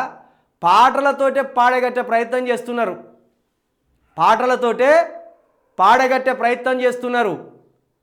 ఇక ఈ గిచ్చుడు గిల్లుడు ఈ కవ్వించుడు మర్చి బంధు పెట్టి వర్గీకరణకు సహకరించండి. ఇది అన్నదమ్ముల పంచాయతీ అసొంటిది, అన్నదమ్ముల పంచాయతీ అసొంటిది. ఇది తండ్రి ఇచ్చిన ఆస్తిని చెరి సమానం పంచుకుందాం, సమానంగా పంచుకుందామని అన్నదమ్ముల పంచాయతీ ఇది. లేదు మొత్తమే మేము తింటామంటే ఊకునేటోడు ఎవడు ఉండడు. కాబట్టి దండోరను గిచ్చితే ఏం జరుగుతుందో పాటలతోటి పాడగట్టే ప్రయత్నం చేస్తాను. ఇక మంత్రి బట్టి విక్రమార్క గారు, మీరు బయటికి కనబడకుండా వివేకును ఎగేసి వివేకును ముందు పెట్టి వివేకున్న డబ్బుతోటి ఈ వర్గీకరణను నీరుగార్చే ప్రయత్నం చేస్తున్నారు కదా. మీ వెర్రి ప్రయత్నాలు మానుకోండి. ఇక మీ చెంచాలుగా ఉన్న ఆ సర్పెల్ల రాజేషు, డిగంబర్ కామ్లీ, లేకపోతే రేంజర్ల రాజేషు, ఇంకో గోషన్నగాడు, గొంగడన్నగాడు, వీళ్ళతోటి మానుకోర్రి, అనవసరంగా మానుకోర్రి. అన్నదమ్ముల పంచాయతీని సమానంగా తెంచండి, కానీ అన్నదమ్ముల పంచాయతీని పగగా మార్చకండి. ఒక మీ కడుపు కోసం చూసుకోవద్దు, 58 కులాల కడుపు కోసం చూడుర్రి. ఒక మీ స్వార్థం కోసం ఆలోచించవద్దు, 58 కులాల అవకాశాల కోసం ఆలోచించండి. మా కడుపే నిండాలే, మేమే దోసుక తినాలే అనే మాటలు బంద్ చేసి, మిమ్మల్ని వాడు పెద్ద మనసు చేసుకోమంటలేడు, అది తండ్రి ఆస్తి, అన్నదమ్ములు పంచుకోవాల్సిందే. మీరు అడ్డుపడితే ఎవడు ఆగేటోళ్ళు లేడు ఇక్కడ. కాబట్టి బుద్ధి తెచ్చుకొని అన్ని పిచ్చి పిచ్చి ఆలోచనలు బంద్ చేసి కూర్చోరు. సూచనలు కదా పాటలు ఎట్లున్నాయో.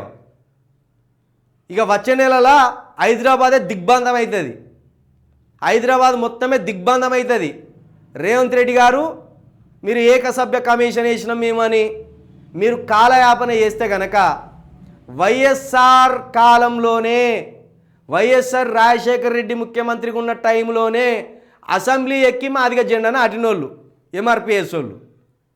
మరి నువ్వు వైఎస్ రాజశేఖర్ రెడ్డి కంటే పెద్దోనివి అయితే కాదు, ఆయనకున్న ప్రజాదరణ ముందు పెద్దోని కాదు. మరి వైఎస్ఆర్కే చెమటలు పట్టించిన వాళ్ళు ఎంఆర్పిఎస్ వాళ్ళు, వైఎస్ఆర్కే చెమటలు పట్టించిన వాళ్ళు ఈ మాదిగవారు. మరి మీరు ఏకసభ్య కమిషన్ అని పేరుతోటి తాత్సరం చేస్తే గనక, ఆలస్యం చేస్తే గనక దాని పరిణామాలు ఎట్లుంటాయో ఊహించలేరు. హైదరాబాద్ని హ్యాక్ చేయబోతున్నారు మాదిగోళ్ళు. ఎప్పుడు?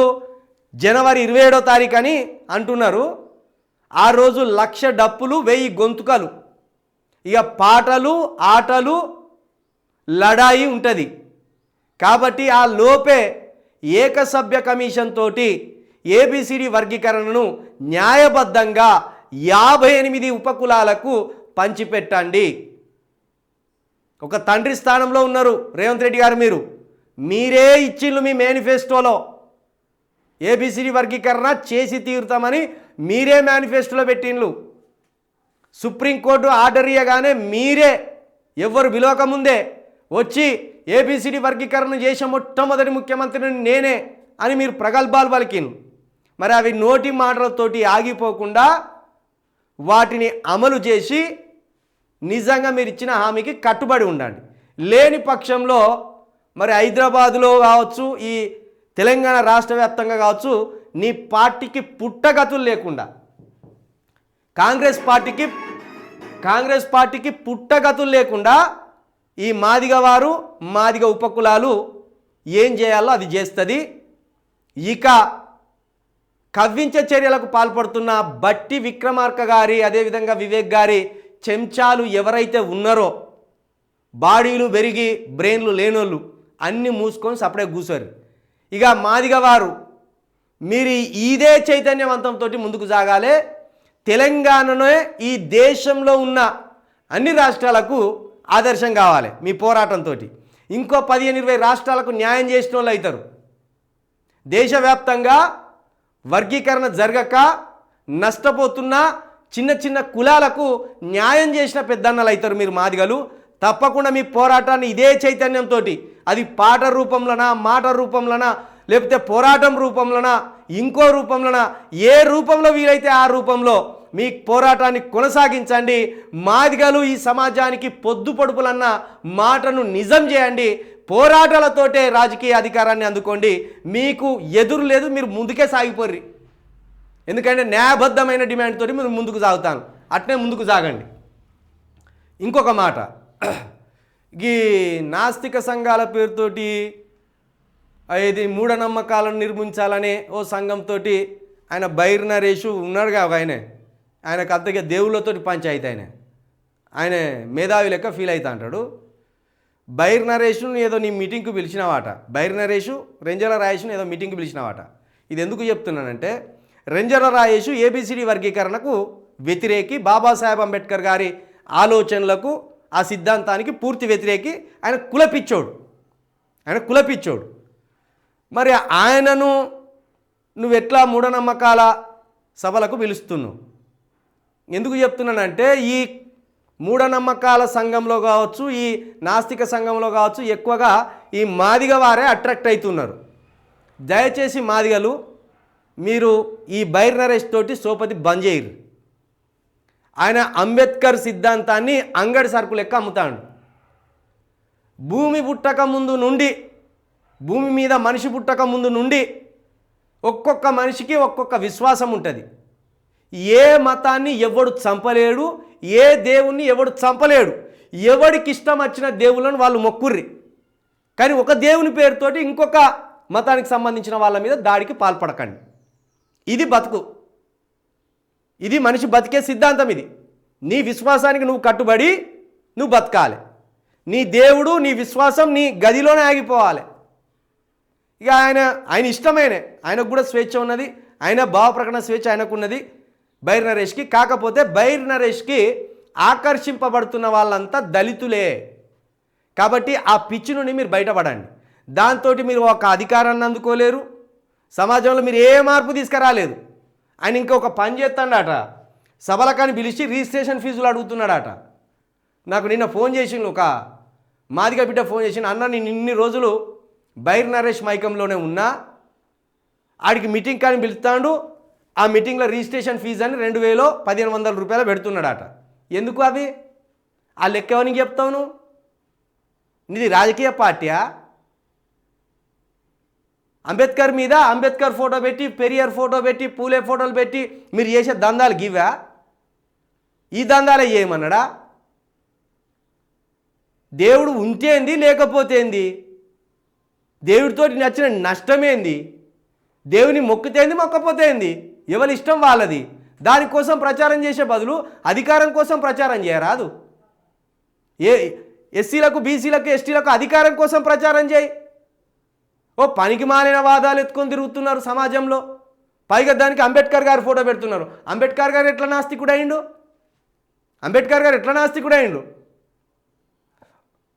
అంబేద్కర్ గారు దేవుళ్ళను మొక్కగాని ప్రచారం చేసిండు. అంబేద్కర్ గారు మత స్వేచ్ఛ ఇచ్చిండు కదా, మత హక్కే ఇచ్చిండు కదా.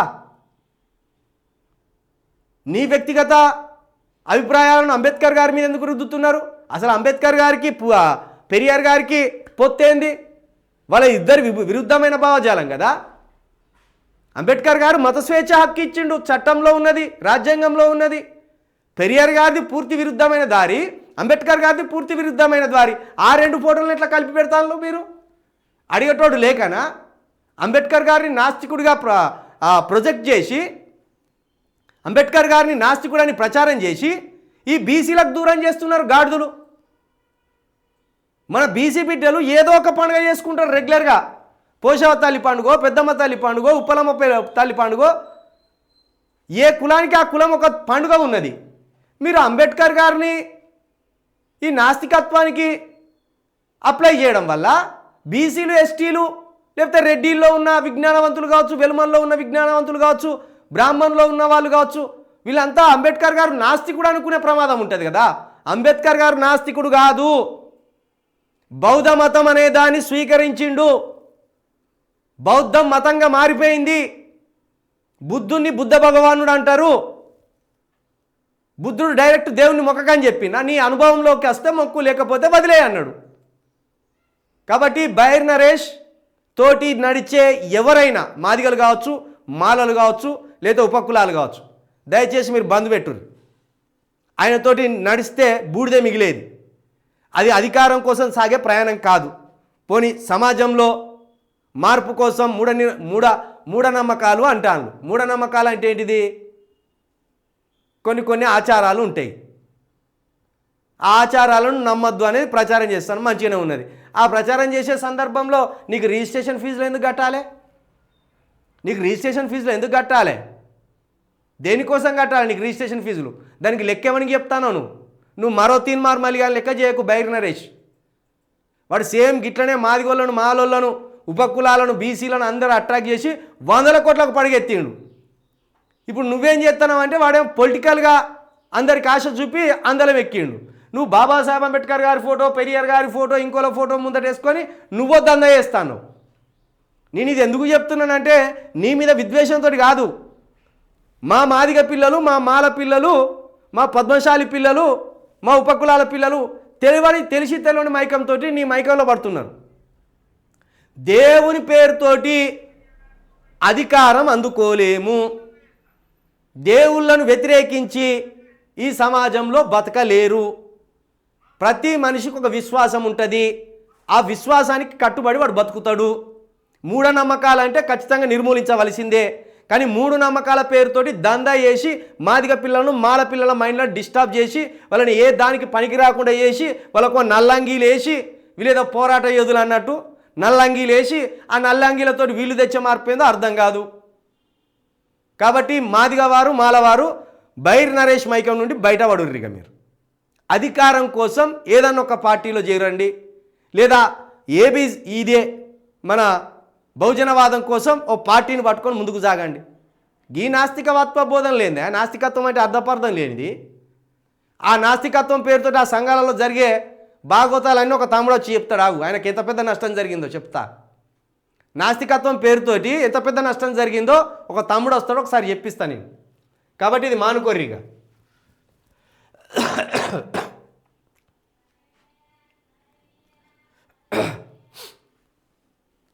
ఇది ఇవాల్టి మార్నింగ్ న్యూస్. చూస్తూనే ఉండండి యూ న్యూస్.